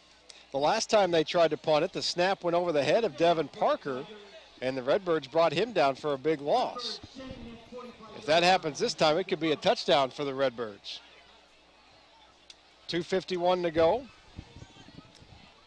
Rashad Williams and Michael Hampton back deep to receive, as they'll move it over to the right hash for the punt. Number 12, Devin Parker, to punt it away for the Tigers. He stands inside his own 10 at the 8. The Redbirds ready to return it, standing at their own 40. Good snap to Parker this time, plenty of time. He gets off a good kick, and the Redbirds wisely back away from it. Rashad Williams thought about coming up to catch it, then thought better of it. It takes a bit of a Tiger bounce, but the Redbirds are going to have it at pretty good field position. They will start at their own 41-yard line. 2:28 left to go, and trying to take the lead here over the Edwardsville Tigers. Yeah, we talked about if they could stop Edwardsville there. We had a shot for Alton to try and score again before halftime, and they're in good field position now, and they have a good opportunity here if they can make something happen out of this. Well, they had the football at the Tiger 22-yard line last drive, but a big intentional grounding penalty killed that drive. Now the Redbirds with it again, 2:28 to go. Trips to Jones's left, Darrell Smith behind him in the backfield. They'll pitch it to Darrell Smith, running left side, looking for him, cuts it back, 45 midfield, cuts it back again to the 40 of the Tigers. He may go, 30, 25, 20, and another cut back to the 15. Nice run by Darrell Smith. All the way down to the 15, no flags on the field.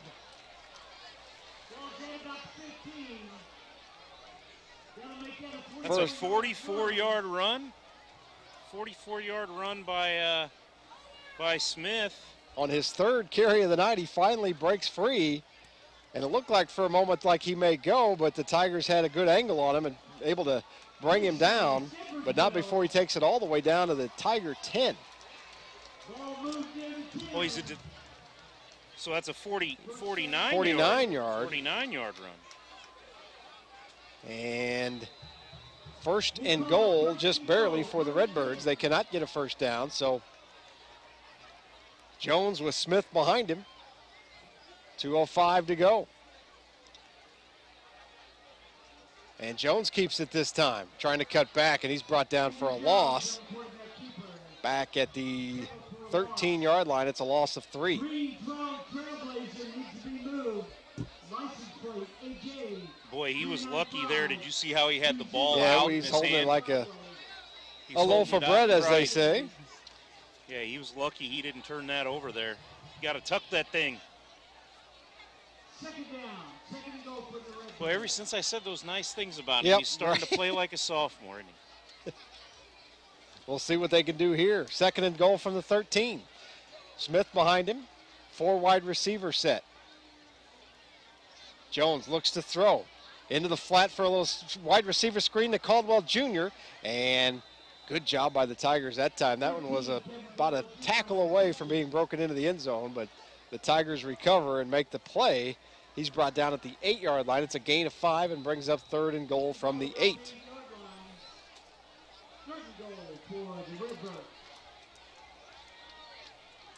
Four wide receivers for the Redbirds, 2 to the right, 2 to the left. Smith behind Jones.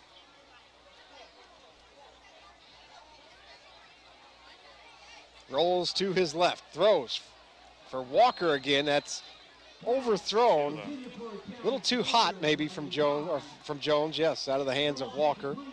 And incomplete, brings up 4th and goal, and the Redbirds will bring on the field goal unit. And I'm sure Coach Martin and the Tigers they'll go in with a sigh of relief here if Alton kicks this field goal and they're only down by 3. Yeah, 39 seconds to go in the first half. 14-14 game. Also important position. 25-yard field goal attempt. Lombardi on for the extra point. Or for the field goal, rather. High snap. Good job getting it down. The kick is long enough, and it is good. So with 34.2 seconds to go in the first half, the Redbirds take a 17-14 lead over the Edwardsville Tigers. You're listening to Big Z Radio Sports. I'll grab the birthday cake. You bring the gift, if you're sure she's ready. She's 16, honey, and she's earned a set of keys. She's studied and practiced, I know, but it's a big responsibility. When you have a teen driver, it's good to know that Madison Mutual has the insurance coverage you need. She's ready, and so are we. I talked to our Madison Mutual agent. Call Barry Macias, your local independent insurance agent, at 467-2874. The more life changes, the more you need Madison Mutual. Trust Family Auto Sales and Cycles focuses on providing you with the highest quality used vehicles in the Riverbend. Before hitting the lot, all cars are thoroughly inspected and serviced in our very own repair shop. We make sure your future vehicle will look like it just came off the assembly line. We have a massive selection of cars with price ranges to fit any budget, and our motorcycles look like they just came off the showroom floor. Trust can finance any credit situation and have you on the road in no time. Whether you're looking for a car, truck, van, SUV, hybrid, or motorcycle, Trust Family Auto Sales has you covered. In this series, as boy, we talked about the domination that the Tigers have had in this series. Might be the first lead in a decade. Could be. I think it's got to be. And it's been an entertaining and competitive first half, and to this huge homecoming crowd here at Public School Stadium. This game is everything I hoped it would be, actually. I was hoping for a close, tight ball game, and that's what we're getting. Lombardi set to kick it away. That's going to go into the end zone. It'll be a touchback, and the Tigers will have it at their own 20 with 34.2 left to work with. Well, two good kickers in this game. Yeah.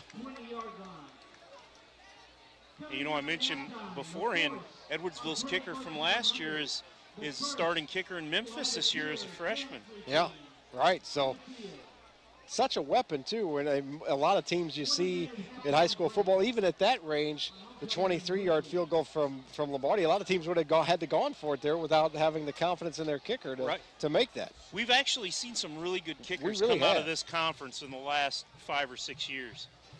Now the Tigers with the football, and what will they do with it? Might it be a fumble on the field? I think it is. Do the Redbirds have it? They're saying they do. Let's see what the officials say. Rahman couldn't get the handoff to Thigpen. And if the Redbirds have this football, this is huge. Nope, Tigers have it. Now with 28.8, what do you do after seeing that if you're Coach Martin for the Tigers? I don't know. Give it to Thigpen, I guess. Yep. Just run out the clock. Could take a knee, I suppose. It's a loss of 5. They don't have to run another play if they don't want to. They kind of do a miniature huddle, I'll call it, that time. 13 to go. I don't know if they're going to run another one. I don't think they are. Well, maybe they will now. 7 to go. Rahman keeps it, runs it up the middle. He's got some running room, and Hold your breath for a second there, Redbird fans, as Rahman got into the open field, but he's brought down at the 29-yard line, and that will be the final play of a very entertaining first half at Public School Stadium. The Redbirds leading the Edwardsville Tigers by a score of 17-14 at halftime. Back with more after this. You're listening to Big Z Radio Sports. Since being founded in 1991, our business has grown from only a few travel trailers on a grass field to one of the largest dealerships in the state of Illinois. If you enjoy shopping in a relaxed, no-pressure atmosphere, we invite you to come visit. Our indoor showroom allows you to shop in comfort, even on those days when Mother Nature doesn't cooperate. At Coleman's, we pride ourselves in providing you with the best value for your hard-earned dollar. Whether you're looking for your first camper, or the one that will last you through your retirement years, we have you covered. Coleman's Country Campers, where customers become friends.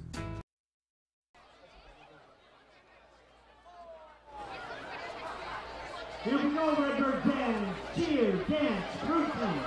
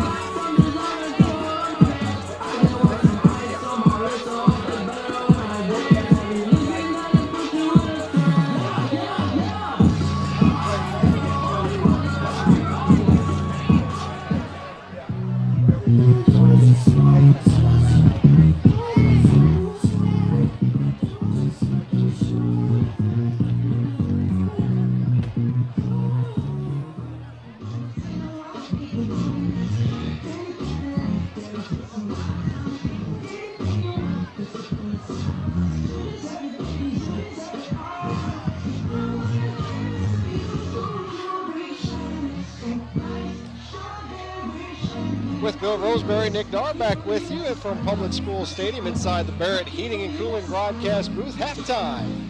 Homecoming festivities going on the field at Public School Stadium, and a very entertaining first half of football between the Edwardsville Tigers and the Alton Redbirds. It started the Edwardsville Tigers receiving the opening kickoff. They drove 55 yards for a 6-yard touchdown run from Thigpen Jr. with 7:39 left to go in the first quarter to get the scoring underway. They led at that point 7-0. The Redbirds answered right back, a 75-yard touchdown run, or drive rather, capped off by a 9-yard touchdown pass from Jones to Bumpers to cap that drive. Extra point was good, made it 7-7 with 4:24 left to go in the first quarter.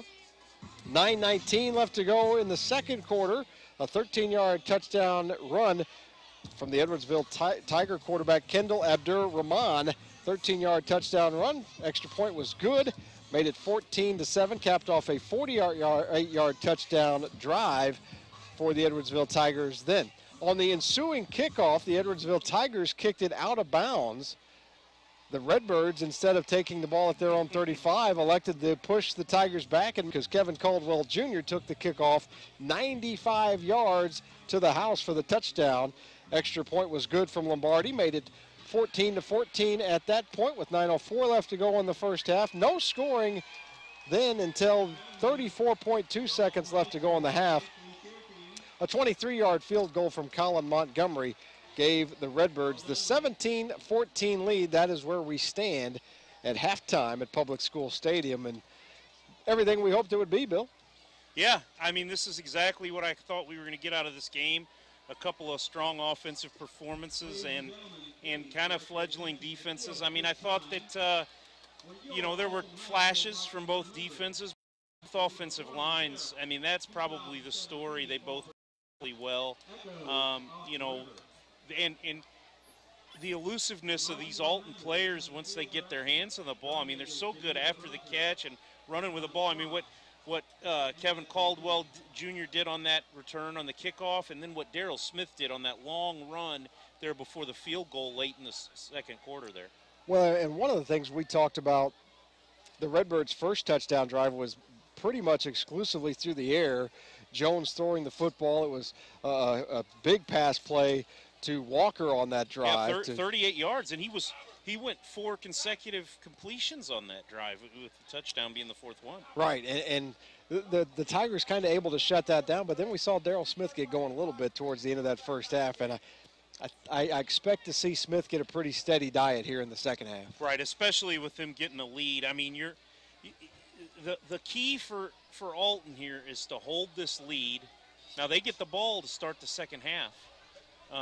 So, you know, if they can score again here, I think they're in pretty good shape because, you know, once you get a little bit of a lead on Edwardsville, they're going to have to open it up and start throwing a little bit more, and you're going to know what Abdul Rahman's going to be doing all the time. Instead of being guessing, is he going to try and throw it or is he going to take off on us? Because that's been kind of the difference with him, is what he's done with his legs. The Tigers have 1 loss at Public School Stadium since 1985. That was in 2007. Redbirds trying to hand them loss number 2 tonight, as boy, the Tigers have had the best of this rivalry, but so you can feel the energy in the crowd. Long way to go, a whole half of football left, but just it hasn't even been competitive since 2008 for the most part. Right, and you know, and you're talking about the years, you know, Coach Joe Hook had 6 straight playoff teams in it, but that was a time when Tim Doherty was at Edwardsville and they were going to state finals games when they had people like E.J. Jones and Joe Alaria and some really good players through there. So, you know, even in Alton's, you know, nice run there through 6 straight playoff games, they were still having problems with the Tigers. Right, we're not talking about a bunch of 0-9 or 1-8 or even 2-7. We're talking about playoff teams in a lot of that stretch, and they just they've struggled against this team. A lot of teams have struggled against this team, against the Edwardsville Tigers. They've had a pretty good run of football, and Redbirds, though, hoping to get in the win column against the Tigers for the first time since 2007. We're going to take a quick break here. We'll check, throw it to Dennis Laird back at the studio, check some scores from around the area, and then come back with more halftime after this. You're listening to Big Z Radio Sports. Getting you down, make one Has free checking become a thing of the past? Not if Liberty has anything to say about it. With 3 free personal checking options and even a free business checking account, free is alive and well at Liberty Bank, the local bank that gives you free checking choices and more cashing in your pocket. Bank locally, bank Liberty. For more information, visit www.bankliberty.com.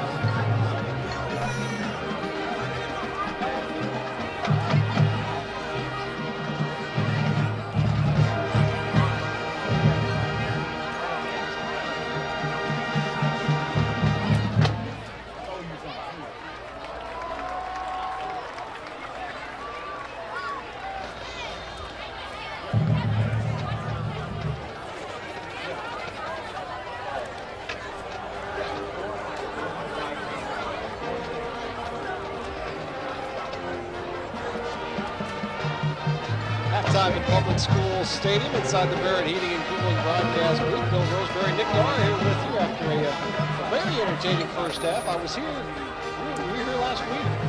No, I was at Edwardsville Graded City last week. I was going to say we were both here exploring.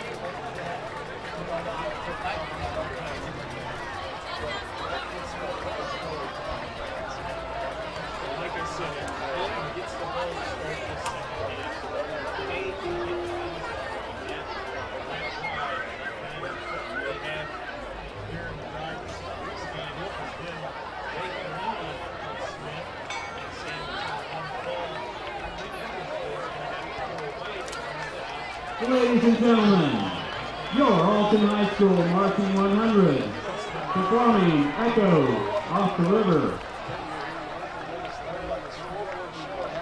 Roper's Regal Beagle, located on Godfrey Road, is the Metro East premier sports bar and grill. Open Sunday through Thursday till 2 a.m. and Fridays and Saturdays till 3 a.m. At Roper's Regal Beagle, you will enjoy some of the area's best pizza from their wood-fired pizza oven. There is also a full kitchen offering a huge variety, as well as a soup and salad bar. Sports fans, Roper's Regal Beagle is the place to watch the game. 27 TVs, NFL ticket, Big Ten, Pac-12, and streaming local high school sports. Here at Midwest Members Credit Union, we are proud to put our heart into the community that we serve. Every day, credit unions touch every aspect of our lives. They support us as we turn life's goals into accomplishments. Goals like going to college, opening a small business, buying a home, planning a wedding, or having a baby. From your first car to a new life after retirement, our community credit unions are there for all your life's milestones. For all of life's moments, you can depend on us at Midwest Members Credit Union. Morse Home Improvement is a second-generation, family-owned and operated company committed to putting customer service and quality first. Serving you since 1962, we strive to make every customer a customer for life. At Morse Home Improvement, we operate by a code of ethics we call the Morse Code. This code consists of honesty, integrity, quality, service, and value. Visit us at mhi1962.com or call 46-50505.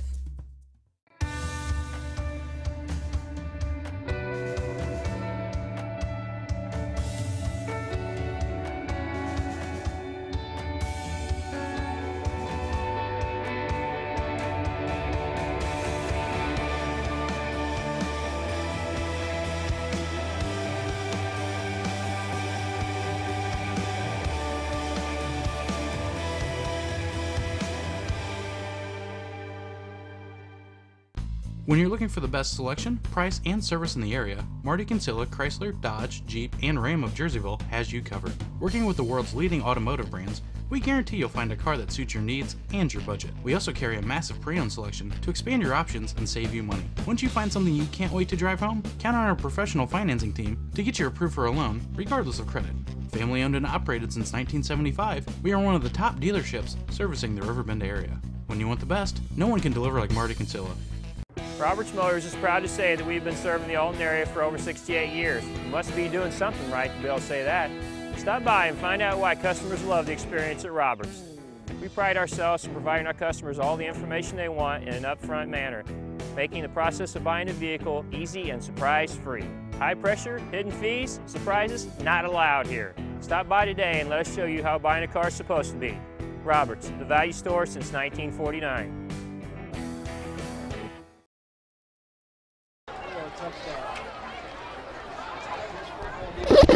Redbirds added a field goal from Colin Lombardi, made it 17-14, and that's where we stand now at halftime of this ball game. Between the Edwardsville Tigers and the Alton Redbirds, we mentioned what a one-sided rivalry it's been. Redbirds yet have not won a game in this rivalry since 2007. That was here at Public School Stadium. Their only win in the series at Public School Stadium since 1985. One win here at Public School Stadium since 1985. Trying to get win number 2 in the series tonight. We'll see if they can do it after this. You're listening to Big Z Radio Sports. I want you to take out a pen and paper. Jot down your monthly expenses. Give me 3 more here, Brian. 3 more. Did you know I could be 2 places at one time? Gerard Fisher & Associates, American Family Insurance, is located in Godfrey and Eversville, and our team is here to serve. Our unique backgrounds, training, and experience have prepared us well to help meet your insurance needs. Additionally, as residents of your community, we understand how important it is to be there for you, our trusted friends and neighbors. Together, we're building strong partnerships that help everyone succeed. Call or visit us today at Godfrey or Edwardsville. I'll grab the birthday cake, you bring the gift, if you're sure she's ready. She's 16, honey, and she's earned a set of keys. She's studied and practiced, I know, but it's a big responsibility. When you have a teen driver, it's good to know that Madison Mutual has the insurance coverage you need. She's ready, and so are we. I talked to our Madison Mutual agent. Call Barry Macias, your local independent insurance agent, at 467-2874. The more life changes, the more you need Madison Mutual.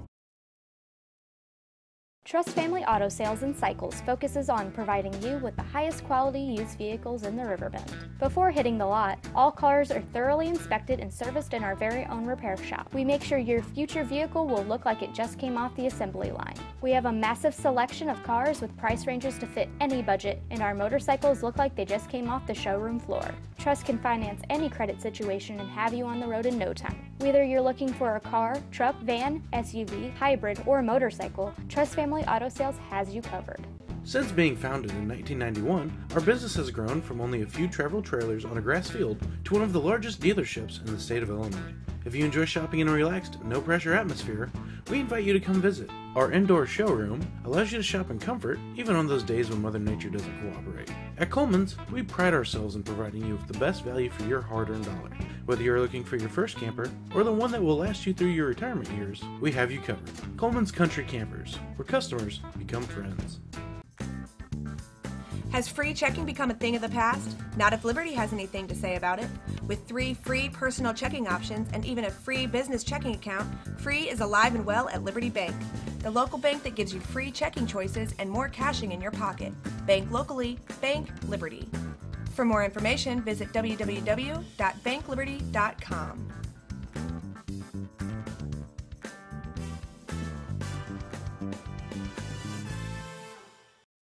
Devin Parker, kicking off for Edwardsville. We'll see what the Tigers will like to do here. Opening kickoff of the second half. They're going to kick it deep, try to kick it into the end zone, and they will. That'll be a touchback. Well, that's a pretty good strategy. If you can just kick it into the end zone, that keeps it away from you. Yeah, and I mean, and obviously Parker's got a big enough leg to do that, so. Andrew Jones brings the troops out. As we get ready to start the first play from scrimmage here of the second half, 17-14 Redbirds. Redbirds trying to improve to 3-2 on the season. They're 2-2 right now. The Tigers are 1-3 right now. And yeah, this is a very crucial game for these Tigers. Sure. You know, I mean, with Belleville West still on their schedule, Alton still has East Side on their schedule. Right. So a win here is big for both these teams. the give is to Smith, right side, looking for room. Not much there. Daryl Smith gaining, might have got a yard on the play.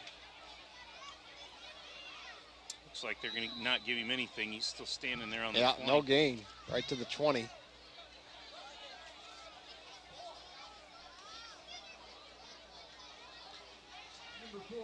So we thought we'd see more of Smith. We see him on the first carry. He gains no yards. It's 2nd and 10. Jones with Samilton next to him and Smith behind him. 3 wide receivers, Bumpers, Prouty, and Walker. Jones rolling to his left, wants to throw.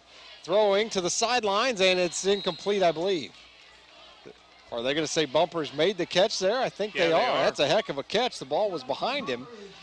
I thought it looked like he made the catch, but he had to turn around and come back for it. Like you said, it wasn't the greatest pass, but nice catch by Bumpers. Yeah, and his feet kind of went out from under him, and he slipped, and I think the ball might have hit the ground when he did, but as far as the official was concerned, it's a catch, and it's a gain of 8 yards, and it's 3rd down and 2.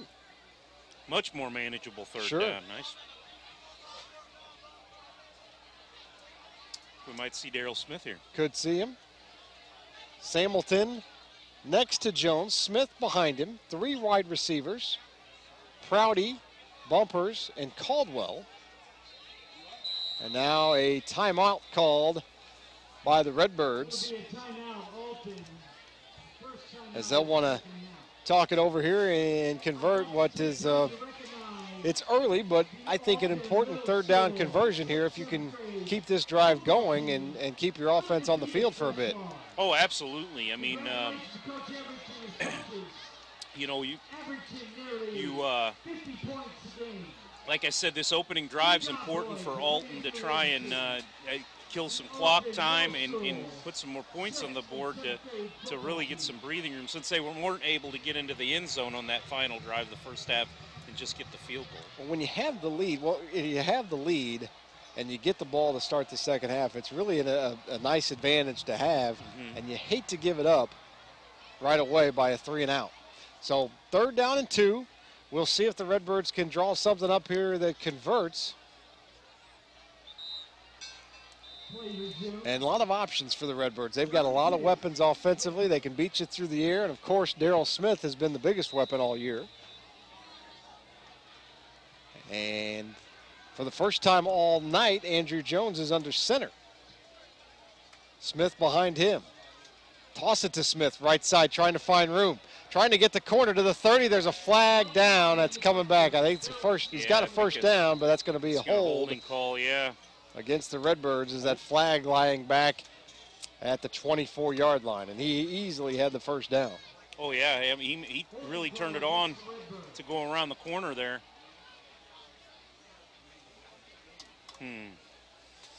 So Only the Redbirds with just penalty. a couple penalties, but they've both been huge. Yeah. The grounding call against Jones in the first half, which the Redbirds at that point had it in field goal range, if nothing else, down to the Tiger 22. Jones got the grounding call back at the 40, pushed him all the way back to the 45-yard line, and ended up having to punt. So now, instead of 3rd and 2, we've got 3rd and 18. Redbirds have it at their own 12-yard line. They need to get to the 30. Not as manageable this time, needless to say. 3 wide receiver set. Jones wants to throw, rolls to his left, throwing into the flat for Caldwell, and almost makes a great one-handed catch. It would have been shy of the first down anyway. It would have made it a much more manageable punt, though. I mean, True. Now you've got the danger of punting from inside your own, at your own 12-yard line. And bumpers will go back to punt it away. And the Tigers are going to have should have great field they should be in a great place on the field once they field this punt. Cause Norman Harris back. Right, he's standing at the Redbird 40 already. Right. So they're definitely, you would think, going to start in Redbird territory no matter what. They will.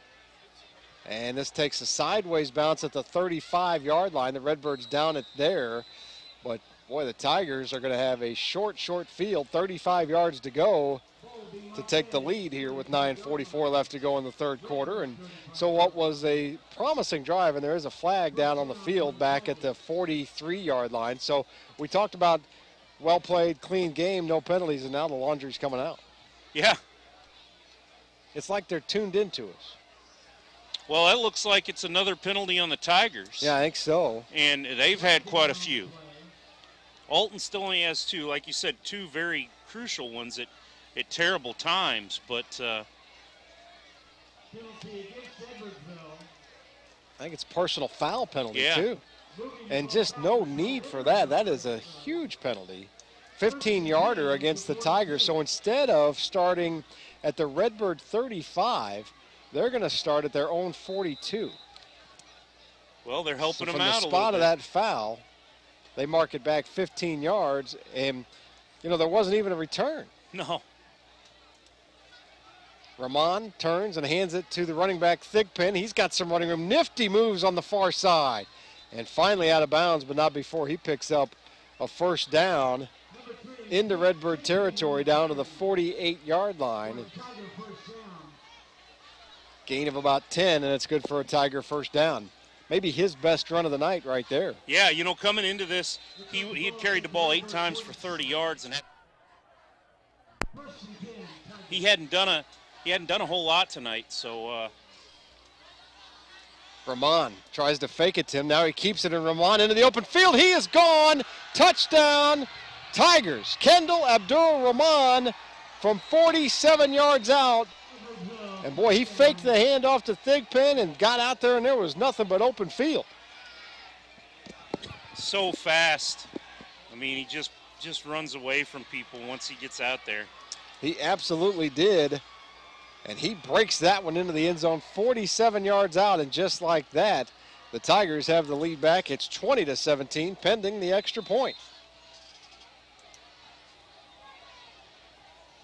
Devin Parker on to attempt it for Edwardsville. Snap down, kick up, long enough, and it is good. Nope, no good, excuse me. Oh, look good. Wide to the left, I believe. You always got to wait and see what they say from up here. I called that one too early. Yeah, I was about to call it too. It looked good from here. Yeah. Bill can vouch for me, people. So hard to see from up here. So with 9:27 left to go in the third quarter, instead of it being 21-17 Tigers, it's 20-17 Edwardsville. You're listening to Big Z Radio Sports. Roper's Regal Beagle, located on Godfrey Road, is the One Brian, Metro's one premier please. sports bar and grill. Open Sunday through Thursday till 2 a.m. and Fridays and Saturdays till 3 a.m. At Roper's Regal Beagle, you will enjoy some of the area's best pizza from their wood-fired pizza oven. There is also a full kitchen offering a huge variety, as well as a soup and salad bar. Sports fans, Roper's Regal Beagle is the place to watch the game. 27 TVs, NFL ticket, Big Ten, Pac-12, and streaming local high school sports.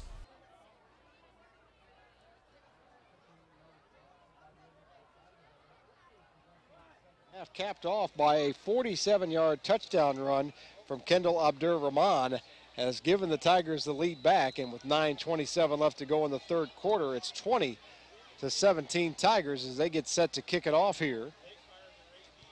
Parker kicks it off, and Caldwell's going to have a chance to return this one. Picks it up on a bounce at the 5, to the 10, 15, 20. Tries to pick up a blocker, but not much there. He takes it out across the 20 to the 23, and the Redbirds will have it there on offense. Andrew Jones will lead the offense out as they try to put together a drive here and answer the Tiger drive. They've done it so far tonight. Every time they've fallen behind Edwardsville, they've come right back. Tigers took the opening kickoff and scored 7-0. Redbirds came right back on their first possession of the game and scored to make it 7-0. After falling behind 14-7, the Tigers returned the ensuing kickoff for a touchdown to tie it at 14. Now they trail 20-17. Jones wants to throw across the middle to Caldwell. Got him 30, 35, 40. 40 all the way to the middle. Fumbles the football, but it goes out of bounds. Little slant there. Jones to Caldwell Jr., and he takes it out to midfield. A gain of 27. Make it 26. They're going to spot it at the 49.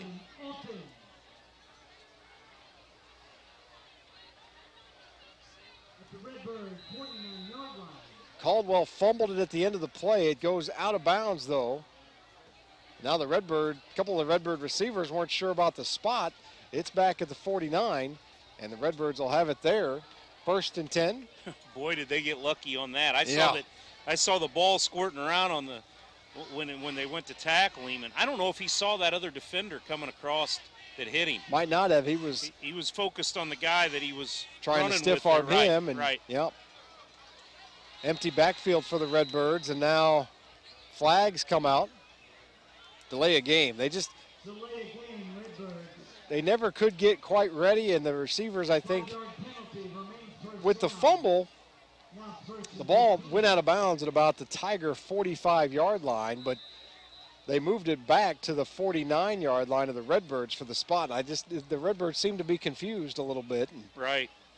Didn't get the playoff in time, so they lose 5 yards. It's 1st and 15 now. Empty backfield, trips to the left, 2 wide receivers to the right of Jones. Takes the snap, wants to throw, now he's going to pull it down and run with it. He's got room to the 50, cuts it back to the 45, a nifty move there, inside the 45 to the 44-yard line, so he gets back the penalty and then some. A nice gain for Andrew Jones. Yeah, and I don't think Edwardsville was ready for that. We haven't seen him do that tonight. I mean, just take off like that. So I think that caught him off guard. It's a gain of 12, and it sets up 2nd and 3 now for the Redbirds. Empty backfield again for Jones. Trips to the right this time. And Jones wants to throw it into the flat for Bumpers. He's looking for a block. He's going to have a first down to the 40 to 35, and out of bounds there at the 37-yard line, 36-yard line of the Tigers is where they will spot it. It's a gain of 8 and another Redbird first down. Yeah, these Tigers, they seem to really have trouble with those out and ups on the sidelines. I mean, like I said, in Naperville North, that's what they used against them, and they've had trouble with those plays tonight. Empty backfield again, 3 straight snaps with an empty backfield. Trips to the left. Jones alone in the backfield. Takes the snap. He's going to pull it down and look to run with it again. The Tigers hip to it that time, and he is swarmed by that Tiger defense. Nothing there. Strohmeyer was there. And also number 50, Drew Johnson, in on the tackle from that linebacking core. It's like a 5-yard loss on that. Yeah, all the way back to the 41-yard line. It'll bring up 2nd and 15. I think he had room to go, but that first guy came through and kind of caught him on the arm and spun him around, and that gave the Tigers time to get to him. I think he was going to pick up a nice gain again on that play. Jones into the flat this time again for Bumpers to the 40. And Tigers cover that one much better.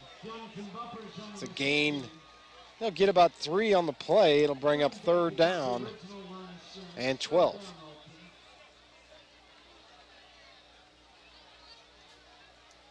Tigers have it at the Redbirds have it at the Tiger 38 rather. They need to get to the 28. 27, it's 3rd and 11, we'll call it. Smith in the backfield this time behind Jones.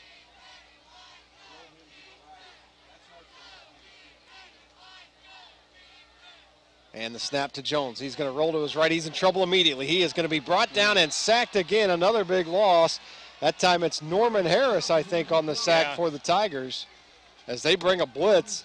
Again, they don't pick it up.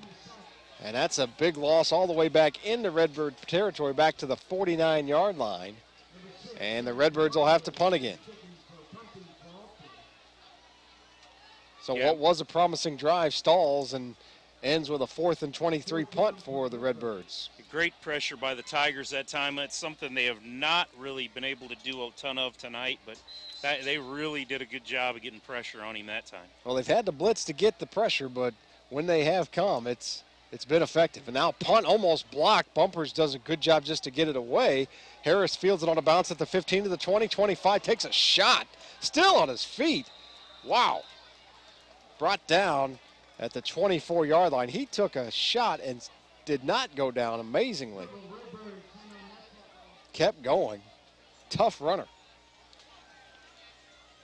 So the Tigers will have it 1st and 10 at their own 24-yard line. Leading 20-17, 6:11 to go, 3rd quarter. Don't forget, immediately following our ball game, you can hear tape delay action, CM at Waterloo, Mississippi Valley Conference game. Brent Birkland on the call from Waterloo. Rahman in the pistol this time. Thigpen behind him. Thigpen gets it up the middle, looking for room, and he'll take it out across the 25 to the 27-yard line, a gain of about 3. It'll bring up 2nd and 7. Maybe closer to 4 on the gain, actually.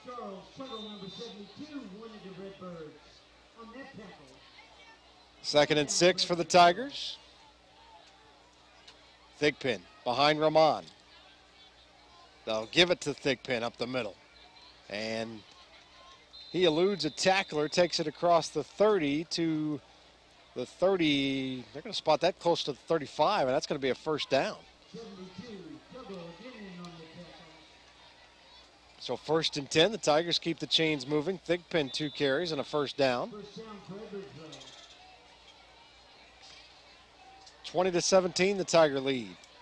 Rahman gives it to Thigpen again. Busting tackles, bounces it to the outside, to midfield, to 45, to the 40, and finally run out of bounds by the Redbirds at the Alton 39 8-yard line. Charles Miller, number 7, finally brought him out of bounds, but not before a big gain for Thigpen. That's a 27-yard run for Thigpen. And what we were talking about, what Alton might want to do with Darrell Smith, the Tigers are doing with Antonio Thigpen Jr. now, just feeding him the ball now that they have the lead. Rahman in the backfield, and a new back into the game this time, gets the football, gets the carry. That's 35, Chase Veman, I believe. And he'll take it across the 35 to the 34-yard line, a gain of 4. And the Tigers in a hurry up to the line already. 2nd and 5. And the Redbirds jump off sides now, and the hurry up by the Tigers created that offsides penalty, I believe.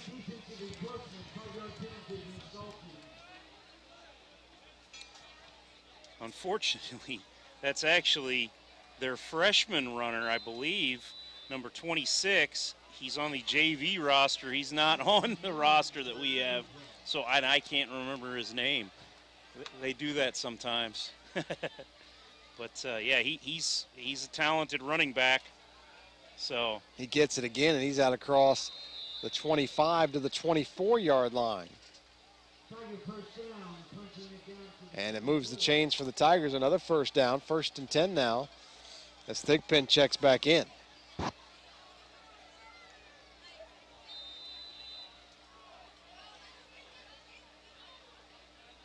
Rahman surveying with Thigpen behind him. Ball at the 24-yard line for Edwardsville. Rahman keeps it this time on a read option play. Breaking across the field to 10, 5, touchdown, Tigers. Flag on the field. He may have high-stepped a bit on the far sideline. Could be an unsportsmanlike, we'll see.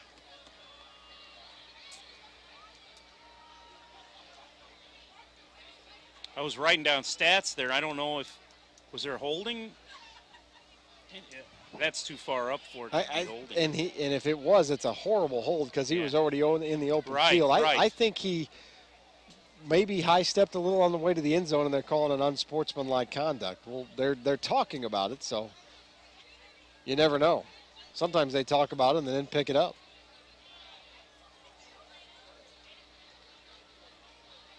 Nope.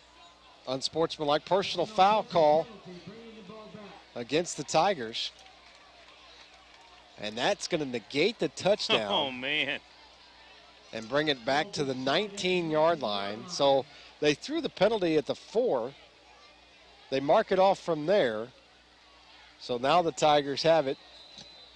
It ends up being a gain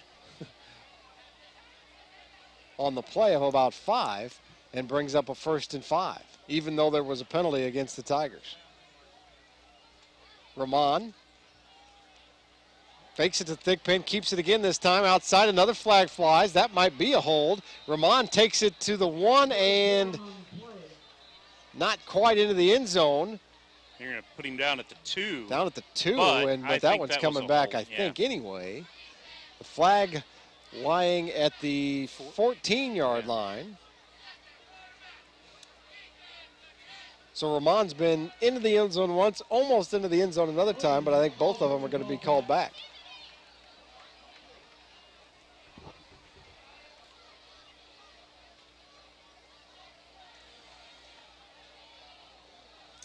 So now the Tigers will have it as they spot that one at the 14-yard line.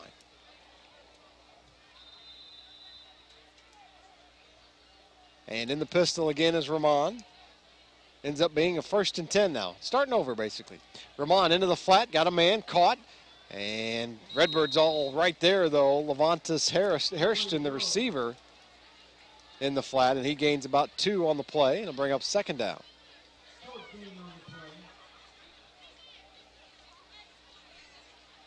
Tigers leading 20-17, 3:50 to go, 3rd quarter at Public School Stadium.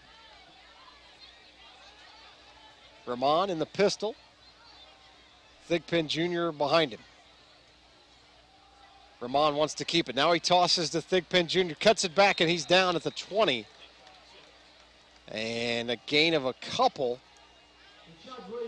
It's going to bring up a huge 3rd down if the Redbirds could somehow hold him to a field goal attempt here and stay within 1 score. That would be enormous. And that was another one of those situations where Thigpen lost footing on the ground. Yeah. It's probably one of those dead spots in the field, or like I said, like we talked about earlier, it's played on so much. Rahman, Thigpen next to him. Tighter formation this time as King goes in motion. Rahman wants to throw it. Looking over the middle for Thigpen, a little screen set up. He's got it to the 15, 10, 5, touchdown, another flag. No, there wasn't a flag. I'm sorry, I missed. Oh, no, there is a flag now.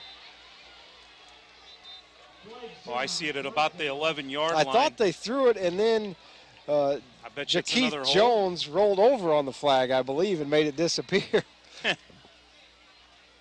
So for a moment, I thought I was seeing things, and now the flag, and then the flag reappeared. So that's probably coming back as well. That will be the 2nd touchdown that's been negated on this drive. That's a block in the back, and that'll come back. So 3 crucial penalties for the Tigers on this drive. An unsportsmanlike by Rahman as he went into the end zone, high stepping, I believe, got a penalty. That negated what was an easy touchdown. A hold on another play that Rahman had taken it down to the 2, and now a hold on this touchdown from Thigpen Jr. makes it 3rd and 6 for the Tigers. So the Redbirds get another chance to come up with a stop here and maybe force a field goal attempt. Tigers with it on the right hash. Rahman keeps it. Breaking tackles to the 15 and brought down. Ball comes loose. Redbirds dive on it, but they're going to say he was down. I think it would have been out of bounds anyway. I don't think he got to it before it got out of bounds. See the spot. I think he's going to be about a yard shy of the 1st down. Needed 6. It looks like they're going to put him at the 15. Oh, excuse me. It's getting So late 5, for Bill, folks. yeah. He's usually in bed by now. No, not Friday night. No. I still got to go home and write. Yeah, that's true. I don't have one of those. You better cake, have some coffee. Yeah. I don't have those cake broadcasting jobs where I get to go to bed early. Yeah, that's true. 4th and a yard for the Tigers. Ramon in the gun as the Tigers go for it. They give it to Thigpen. He's got a first down. He's got across the 15 down to the 13-yard line. He needed a yard. He picked up about 3, and it's a Tiger first down. Redbirds led it 17-14 at halftime. Tigers have the only score of the second half so far. A 47-yard touchdown run by Ramon. And now he's in the pistol on 1st and 10 from the 12. He'll fake it to Thigpen and keep it. Left side looking for room, cutting back, spinning, and tackled down at the 1-yard line. I believe picked up enough for a first down, and it'll be 1st and goal if he did. If the Redbirds have the football, they say it came loose on the far side. Wow, I didn't even see it. I didn't either. Wow, who had the... But wow, that's a huge play as Ramon fumbles the ball. Oh my goodness. So they had a chance. They blew 2 touchdowns, and then they're down at the 1, and they... Well, and better news yet for Redbird fans, they're going to say it was fumbled into the end zone, so the Redbirds, instead of having it at their own 1, have it at their own 20. With 1:11 left to go in the third. Boy, that is a huge turn of events and gives the Redbirds some life. Yeah, I didn't even see who recovered the fumble. Oh, I didn't even see the fumble. That's right. Jones sends Smith in motion, fakes it to him, keeps it, runs up the middle. Jones out across the 25 to the 27-yard line. And what turned into a great drive for the Tigers, killing clock, you know, going so far up the field. Just, I mean, boy, what a bad break for them. What a great break for Alton here. And the penalties, 2 touchdowns on the drive negated by penalties for the Tigers. Yeah. And then the fumble. Now a flag down against the Tigers. That might be against the bench. They may not have been happy with the officiating on that drive, but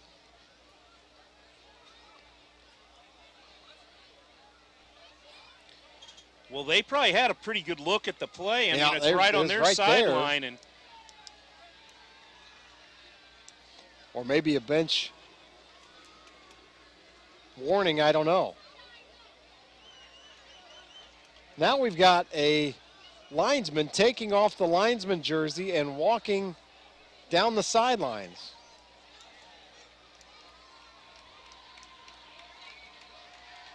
As if he may have been ejected? Wow. Is that possible? I have not seen that before. No. And a different individual is putting the linesman jersey on. Or on the chain gang, rather. Yeah. I'm sorry. He's been ejected from the game and is now walking down the far side of the track. Wow.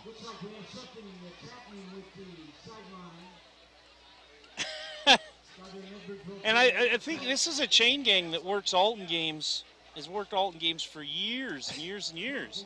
I mean, it's the same group of guys. Wow. I've never seen somebody from the chain gang thrown out of a game, but that appears to be what's happened. But they get thrown out of the game after, you know, the chain gang is Alton people. It's not Edward. And the penalty, it's resulted in a penalty for the Redbirds. Oh, wow. So a 5-yard penalty against Alton. We're under a minute to go, third quarter. Redbirds have it, 2nd and 16. No, a bigger penalty than that. I'm sorry. Jones wants to keep it. He is drilled. Wow. He pulled it down, looked to run with it. There were 3 Tigers there, and he took a shot. I think Joshua Anderson, Drew Johnson, both there. And that's probably going to be the final play of the third quarter. And the Redbirds will have it when we start the fourth. 3rd and 20, unless they get another playoff here. Hard to explain the last couple of minutes of football here. Penalties, turnovers, a member of the chain gang ejected from the game. I can't wait to see what the fourth quarter has in store. Hey, it's more exciting than Alton Edwardsville have been in a decade, That's so for enjoy sure. it. 20-17 Tigers after 3, back with what promises to be an interesting fourth quarter after this. You're listening to Big Z Radio Sports. Here at Midwest Members Credit Union, we are proud to put our heart into the community that we serve. Every day, credit unions touch every aspect of our lives. They support us as we turn life's goals into accomplishments. Goals like going to college, opening a small business, buying a home, planning a wedding, or having a baby. From your first car to a new life after retirement, our community credit unions are there for all your life's milestones. For all of life's moments, you can depend on us at Midwest Members Credit Union.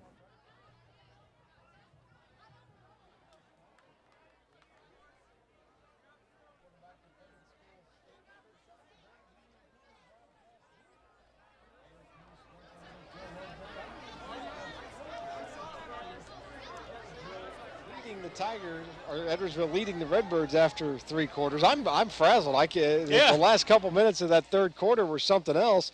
The Tigers apparently scored 2 touchdowns. They were both negated by penalties. There was a fumble by the Tigers that the Redbirds recovered, or it was fumbled into the end zone actually, so the Redbirds got it at their own 20. On the next play, Andrew Jones runs for about 6 or 7 yards.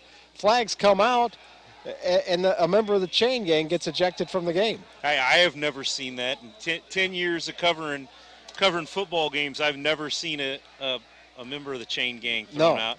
Gets ejected and, I believe, caused a penalty against the Redbirds of the 15-yard variety. The next play, Jones gets sacked.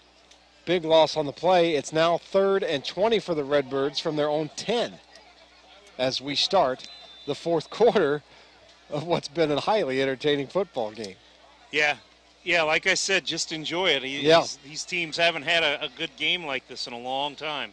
Jones to throw. Looking deep. Got time this time. Throwing deep down the middle of the field for Caldwell, and the double coverage is tipped and incomplete. Probably wouldn't have been the worst thing in the world for the Redbirds if that ball had been caught. No. It would have been a pretty good punt. But as it is, it falls incomplete, and now the Redbirds will have to punt.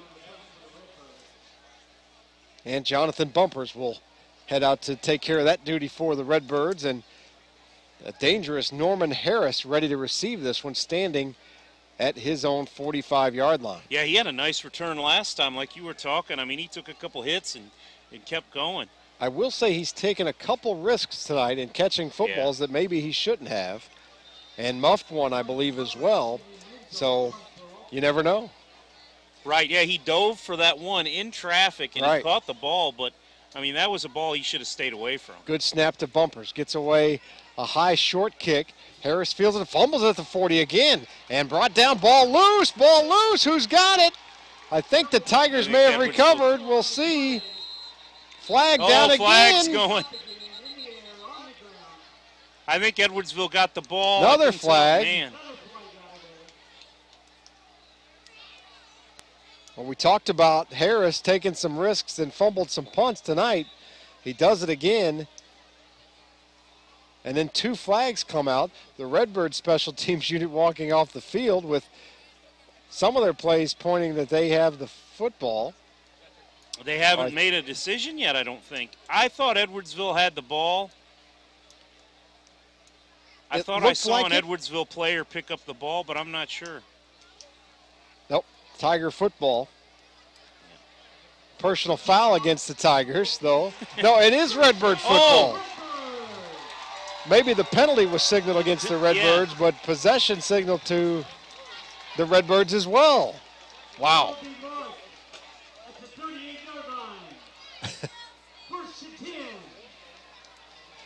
First and 10 Redbirds. What a break.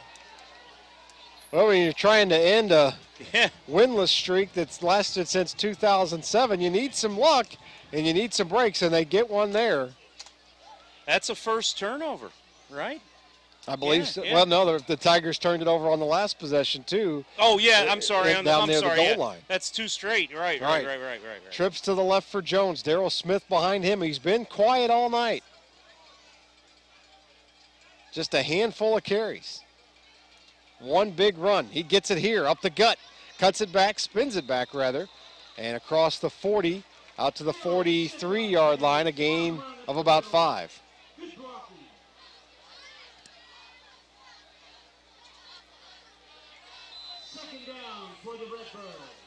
Second down and 5 for Alton. It's a crucial drive for the Redbirds.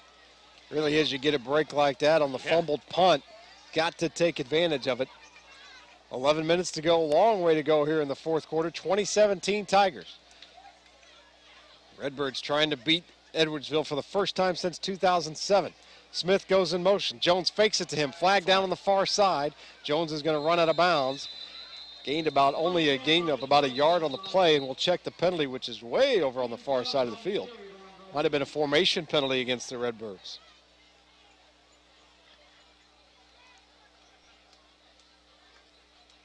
Boy, these penalties have started racking up in the second half, haven't they? They really have.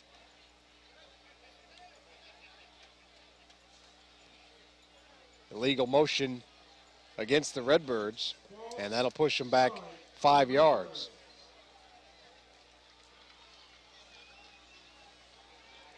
So it'll be 2nd and 10 for Alton.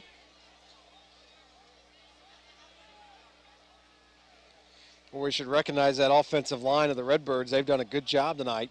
All season, really. Angelo Redden, Charles Tuggle, Donovan Porter, Michael Green, and Jamie Copeland tonight, the 5 across the front.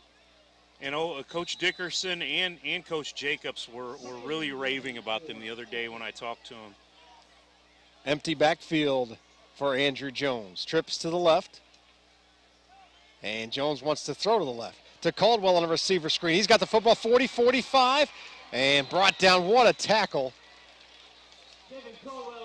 35, Chase Veeman. A big tackle that time. Caldwell, you never know if he breaks that tackle. It could have been 6. There. He was going up the sideline, I think. It's a gain of about 7.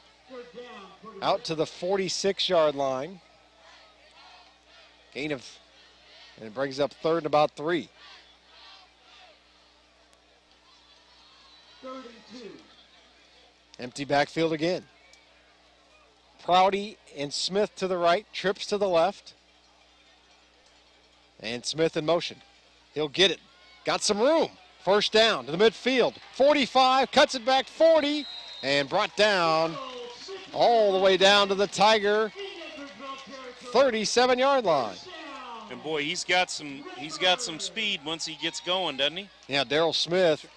Yeah, he can run, no doubt about it. And a good job by the offensive line, though, giving him some space again. And once he turns the corner, he's going to gain at least 10. 9:40 to go now. Redbirds trying to put together a drive here and take a lead for the second time tonight. They led 17-14 at halftime.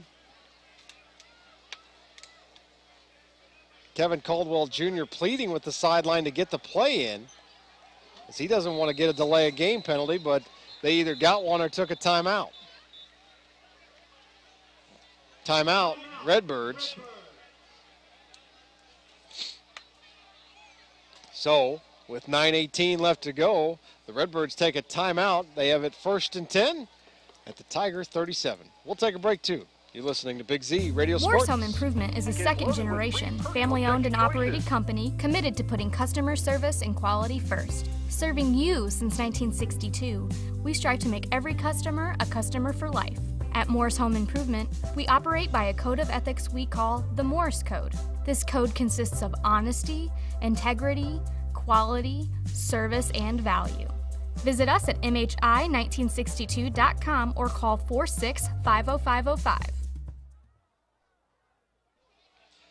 Welcome back to the Barrett Heating and Cooling broadcast booth. Bill Roseberry, Nick Darr here with you. Public School Stadium, 9:18 to go in the ball game. 2017, Edwardsville leading Alton. Redbirds have it, though, driving 1st and 10 at the Tiger 37-yard line. Yeah, we had a really nice run by Darryl Smith there to pick up the first down. We talked about this offensive line. We just talked about it a little bit ago, and how much these guys talked about. I was talking to Michael Green and a couple of other guys the other day about Darryl's stats, and I said, you know, he gets all the glory. And I go, what do you guys think about it? They go, well, you know, we're fine with him doing that. It makes us feel good about what we're doing. We don't need all that pub. Jones wants to throw. Looking to his right now, he's going to take another sack. No, he gets out of it. Gets a block from Smith, but not for long, as he's finally brought down, and that's too many times tonight that the sophomore quarterback has taken big losses, and he takes one all the way back to the 49-yard line. A loss of about 12.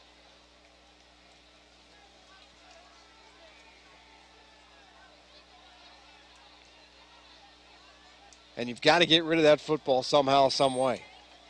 And not take the sack there in that situation. Joshua Anderson again. He had some chances, I think, to throw it away. And just trying to make a play. Now the Redbirds do some shifting on the offensive line. It's 3rd and 21. Caldwell Jr. goes in motion. He'll get it on a sweep to the right. Midfield, 45, 40, 35. Boy, what a nice weapon he has to have back there, wouldn't he? Yeah. Out to the 31-yard line on 3rd and 21. And he makes it a much more manageable 3rd down situation now.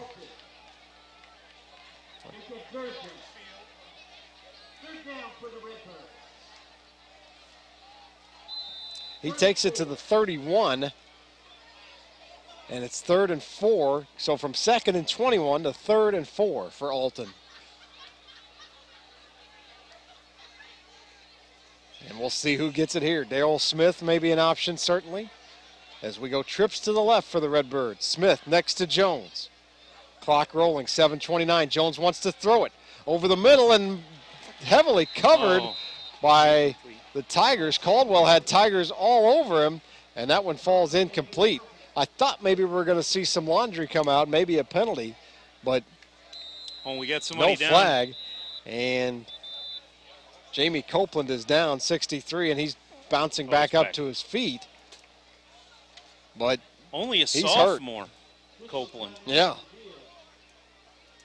I mean, you got one of your starting offensive linemen and your quarterback are both sophomores. Well, let's not forget, too, that Marcel Tate, the big fullback, left this game early, has not returned with an injury, and he's a critical part of the blocking scheme for the Redbirds, and one of the captains of the team, as you mentioned, and hasn't been in there. I believe that was the first offensive snap for the Redbirds that he left. Yeah, it was. It was, yeah. Big loss there, but they've done well even without him. Now Copeland goes to the sideline, and Jonathan Earthel, another sophomore, comes in. Number 75. I was going to say, you got to go for it here. 4th quarter, late in the game, down by a field goal. They will, 4th and 4. Not close enough to kick the field goal. No, it's be almost a 50-yarder. Jones wants to throw. Under pressure again, throws it up, looking for Walker, and that's incomplete. And that will be a turnover on downs for the Redbirds. And I think maybe if the Redbird coaching staff had that one to do over again on 3rd and 4, maybe you try to run one of those 2 plays at least. They put it in the air twice, 2 incomplete passes, and you turn it over on downs.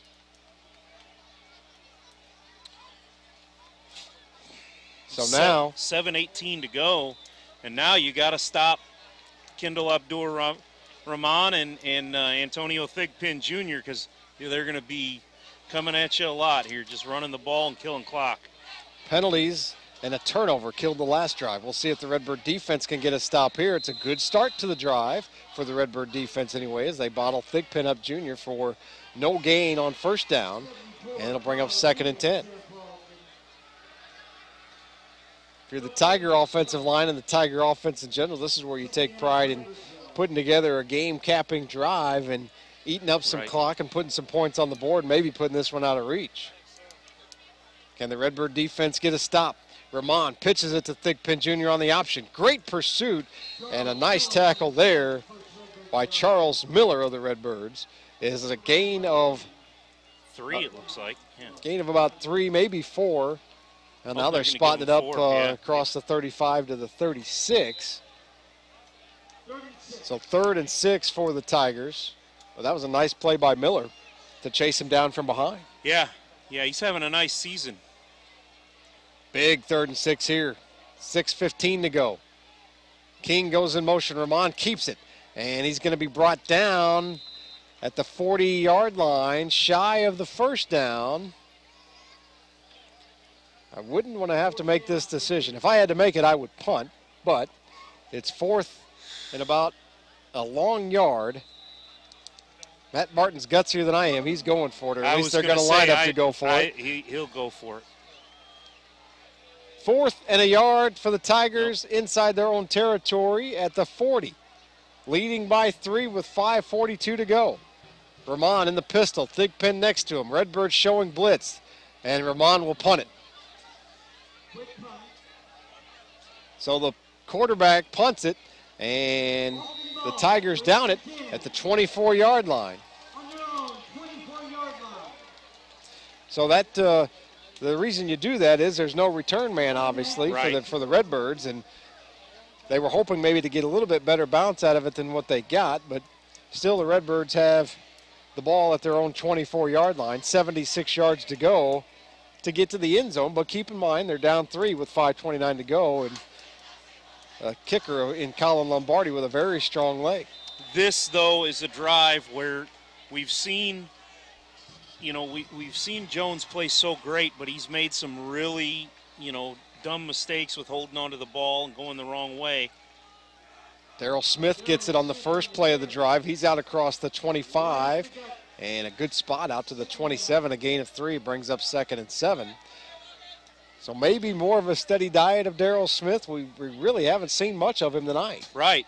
No, I mean, you need to have that, but with the clock running down, you're probably still going to have to throw it a little bit here. And he's done a great job. I'm just saying he needs to be smarter and not hold on to the ball. Can't take those sacks. Yeah, and he had that intentional grounding call back in the first half that was huge.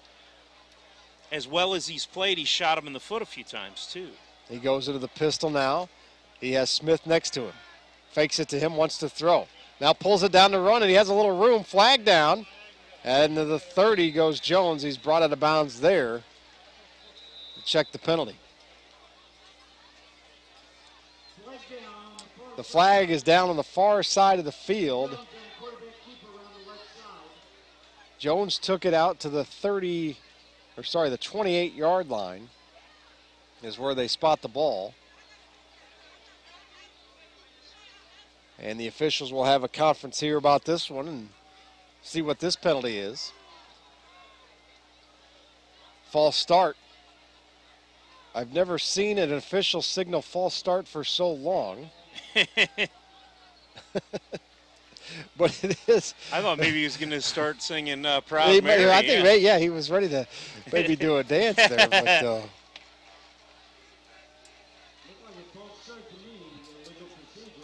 like he was rolling down the river, didn't he? Yeah, he did. And roll him up, throw him in the pan, maybe he was playing for a while there. And finally the penalty called.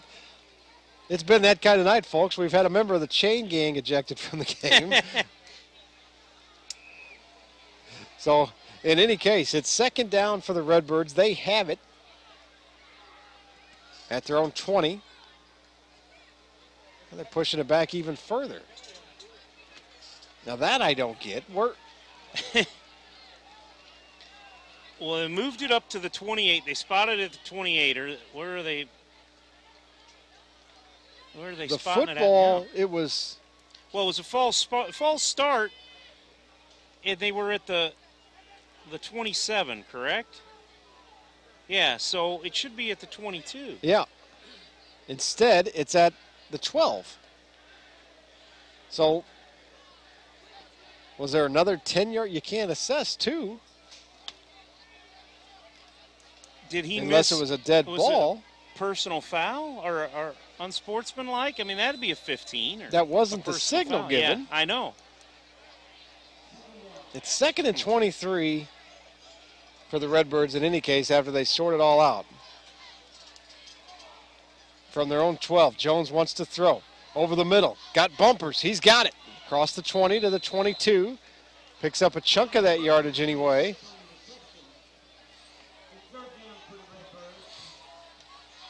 Gain of about 10 makes it 3rd and 12. You're in tune to WBGZ Alton, 9:25 in the Riverbend area. Redbirds and Tigers 4th quarter. Tigers lead the Redbirds 20-17. We're under 4 to go in the ball game now. And the Redbirds facing a huge 3rd and 12. Jones in the gun. Smith next to him. Jones wants to throw to his left.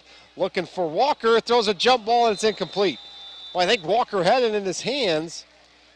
It was good coverage by the Tigers, but I think Walker had a chance to make that catch and just couldn't come down with it. And the Redbirds will have to punt.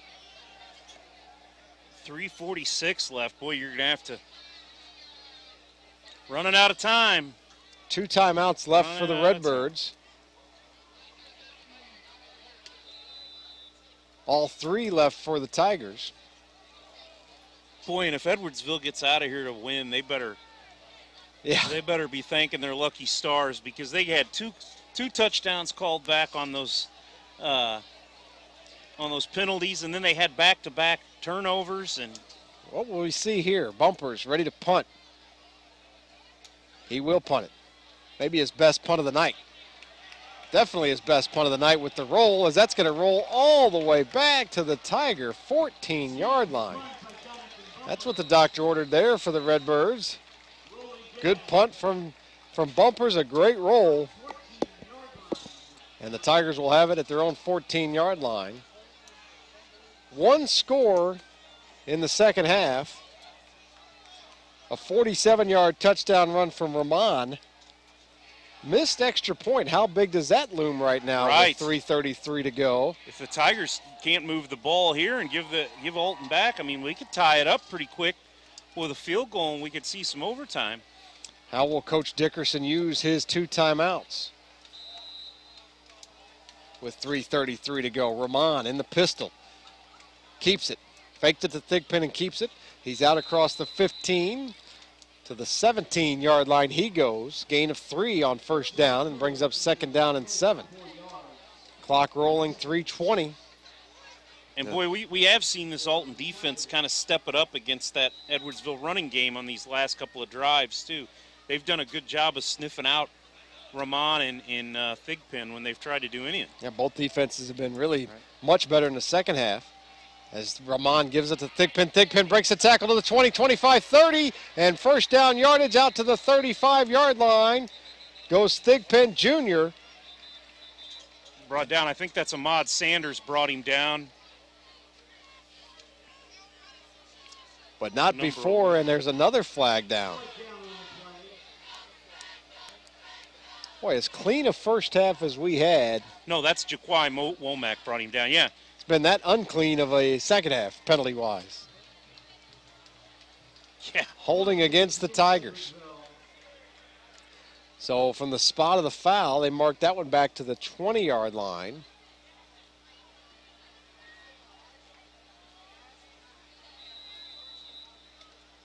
So now the Tigers have it. 2nd down and 6 from their own 20. Drive started at their own 14. Rahman with Thigpen Jr. next to him. He's going to give it to Thigpen Jr. Right side this time. Breaking tackles. Got a first down. Breaking it to the outside. Out to the 35-yard line goes Thigpen Jr. Nice run there. Gain of 15. And now with 2:38 left to go, the Redbird coaching staff is going to have to start thinking about burning some timeouts. Rahman with Thigpen Jr. next to him.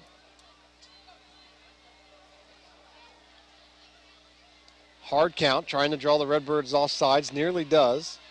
They get back though, and now obviously wanting to take their time and run as much time off the play clock as possible. Snap goes over Rahman. He goes back to recover it and does. Picks it up now running. Now has room to the 35 and all the way out to the 40-yard line. The fumble went over his head all the way back to the 25. So he turned what could have been a 10 or 15-yard loss into a 5-yard gain. And now we've got an injured Redbird down with 2:02 left to go. And that'll stop the clock. Boy, he's he's dangerous with that speed he has, isn't he? Abdul boy. Rahman, I mean, that could have been disastrous for the Tigers if he doesn't go back and recover that, and then he turns it into a 5-yard gain, what could have been a big loss. And now an injured Redbird on the field, and they'll tend to him while they do that. We'll take a quick timeout. You're listening to Big Z Radio Sports.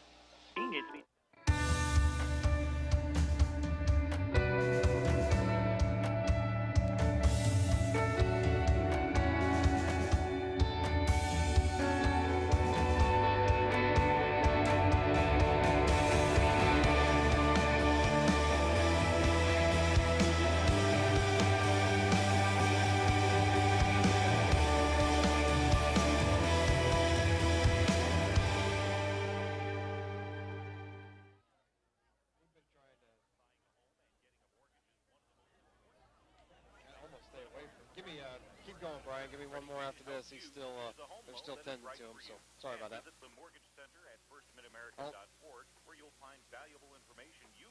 getting him up. Still give me that one more.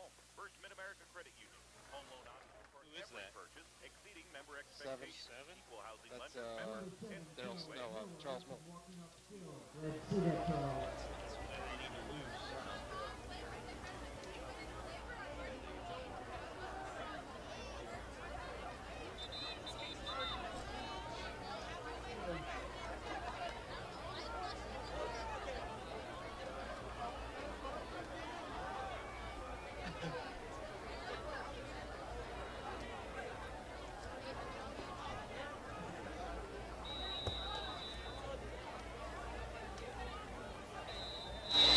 Welcome back to Public School Stadium. Clock rolling, under 2 minutes to go in the ball game. Tigers leading 20-17 and facing a 2nd and 5 at their own 40. Rahman in the pistol, Thigpen Jr. behind him. Charles Miller was the injured Redbird. They've taken him off the field, and he is out for this play as Thigpen Jr. gets it and takes it across the 45, almost to midfield. It's a Tiger first down. Boy, right up the gut he took that ball. Yeah. Now 1:35 left to go. The Redbirds with just 2 timeouts left. And the Tigers may have just salted this one away. Yeah, it's getting kind of quiet in here now. No points in the second half for the Redbirds after 17 in the first half. Rahman in the pistol. Thigpen Jr. behind him. Clock rolling. 1:14 to go. Rahman turns, hands it to Thigpen Jr. again, and he's out to the 45-yard line. They'll spot it at the 45-yard line for the Tigers. It's a gain of about 5. And now the clock rolling, and the Redbirds, I think, are just going to let it run out.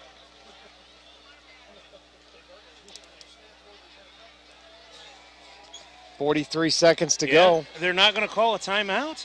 I don't think they're out of timeouts. I haven't paid attention if they were or not. Yeah. But Rahman hands it to Thigpen Jr. He pushes the pile. He's going to have another first down. He's down to the 30, and now the Tigers could definitely take a knee, but there is a flag down on the field. What else is new in the second half?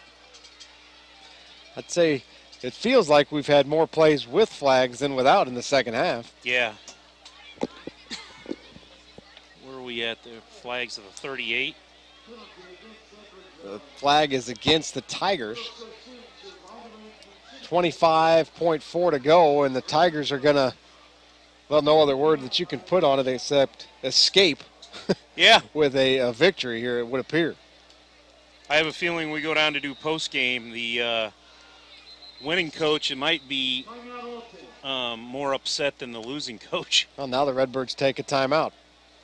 Yeah, I don't get that. Kind of a head scratcher. You know, I mean, with the penalties and then negating the 2 touchdowns with penalties and the turnovers, I mean, Coach Martin's not going to be happy with that. And Coach Dickerson's got to be happy with it. Maybe the offense didn't play as well in the second half. That's going to upset him a little bit.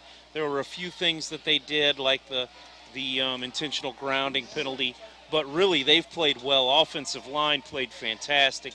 The defense played better in the second half. You know, I mean, and as lopsided a rivalry as it's been, yeah, you know, there's no moral victories, I suppose, but no, I don't think he'll be. I'll be interested to see what he has to say about how his team played tonight, because a game they could have won, obviously, 20-17, but just couldn't get in the offense going in the second half. Now the Tigers will take a knee. Rahman will be under center for, I believe, the first time tonight. Jones was under center once. Yeah. And Rahman under center for the first time as the Tigers take a knee, and that ends it. Man, what a game. What a game. What a game. I mean, I'm as a fan and as somebody has to go home and write about this, I'm ecstatic. Yeah. I mean, it doesn't matter, you know, I would have liked to see the Redbirds pull it out, but you know, I mean, just a good game. That's all I ever hoped for, a good competition on the field, and that's what we had tonight. And so many twists and turns. We'll come back and tell you about them during the Munganast Alton Toyota postgame show after this. You're listening to Big Z Radio Sports. Hi, this is Emily.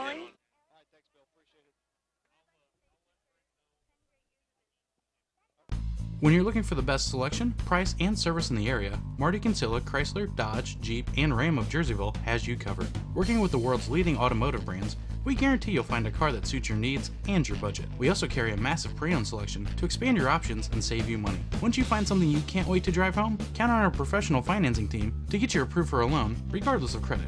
Family owned and operated since 1975, we are one of the top dealerships servicing the Riverbend area. When you want the best, no one can deliver like Marty Kinsella.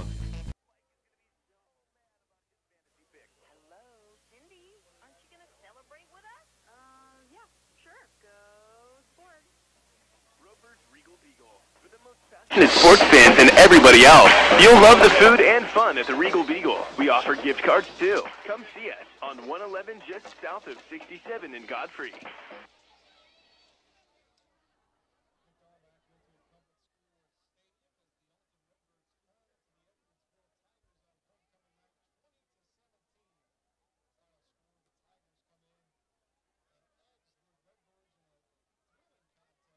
It was 17-14. The Redbirds led it at halftime. Just one score in the second half, and the Tigers win it by a score of 20-17 as we welcome you back into the Barrett Heating and Cooling broadcast booth during our postgame show driven by Munganast Alton Toyota as the Redbirds fall to the Tigers by a score of 20-17 here at Public School Stadium. A great game, 17-14 the score at halftime. Just the one score, a 47-yard touchdown run from Edwardsville quarterback Kendall Abdur-Rahman in the second half to make it a 20-17 score. That was with 9:27 left to go in the third quarter and no points the rest of the way by either team. So the final from Public School Stadium is 20-17. Time now to name our Munganast Alton Toyota players of the game. And for the Alton Redbirds, it'll be Andrew Jones, the sophomore quarterback, who threw a touchdown pass, played a good game, made some mistakes in the game, as you might expect from a sophomore quarterback, but he really carried the offense in the first half with Darrell Smith not getting too many carries and not being much of a factor. Jones with a touchdown pass was turnover free tonight, and he is our Munganast Alton Toyota player of the game. For the Redbirds, for the Edwardsville Tigers, our player of the game, Kendall Abdur-Rahman, was a force for the Tigers and really carried their offense on the ground and through the air. So our Munganast Alton Toyota players of the game, Kendall Abdur-Rahman for the Edwardsville Tigers, and Andrew Jones, the quarterback for the Alton Redbirds. Our Munganast Alton Toyota players of the game. That's going to do it for the post-game show, driven by Munganast Alton Toyota. My thanks to Advantage News sports editor Bill Roseberry for sitting in with me tonight. Thanks for listening, everybody. Thanks to everybody listening on RiverBender.com as well. Nick Dar saying so long, everybody. Stay tuned. CM in Waterloo is next. coverage of this Southwestern Conference featuring the Alton Redbirds and the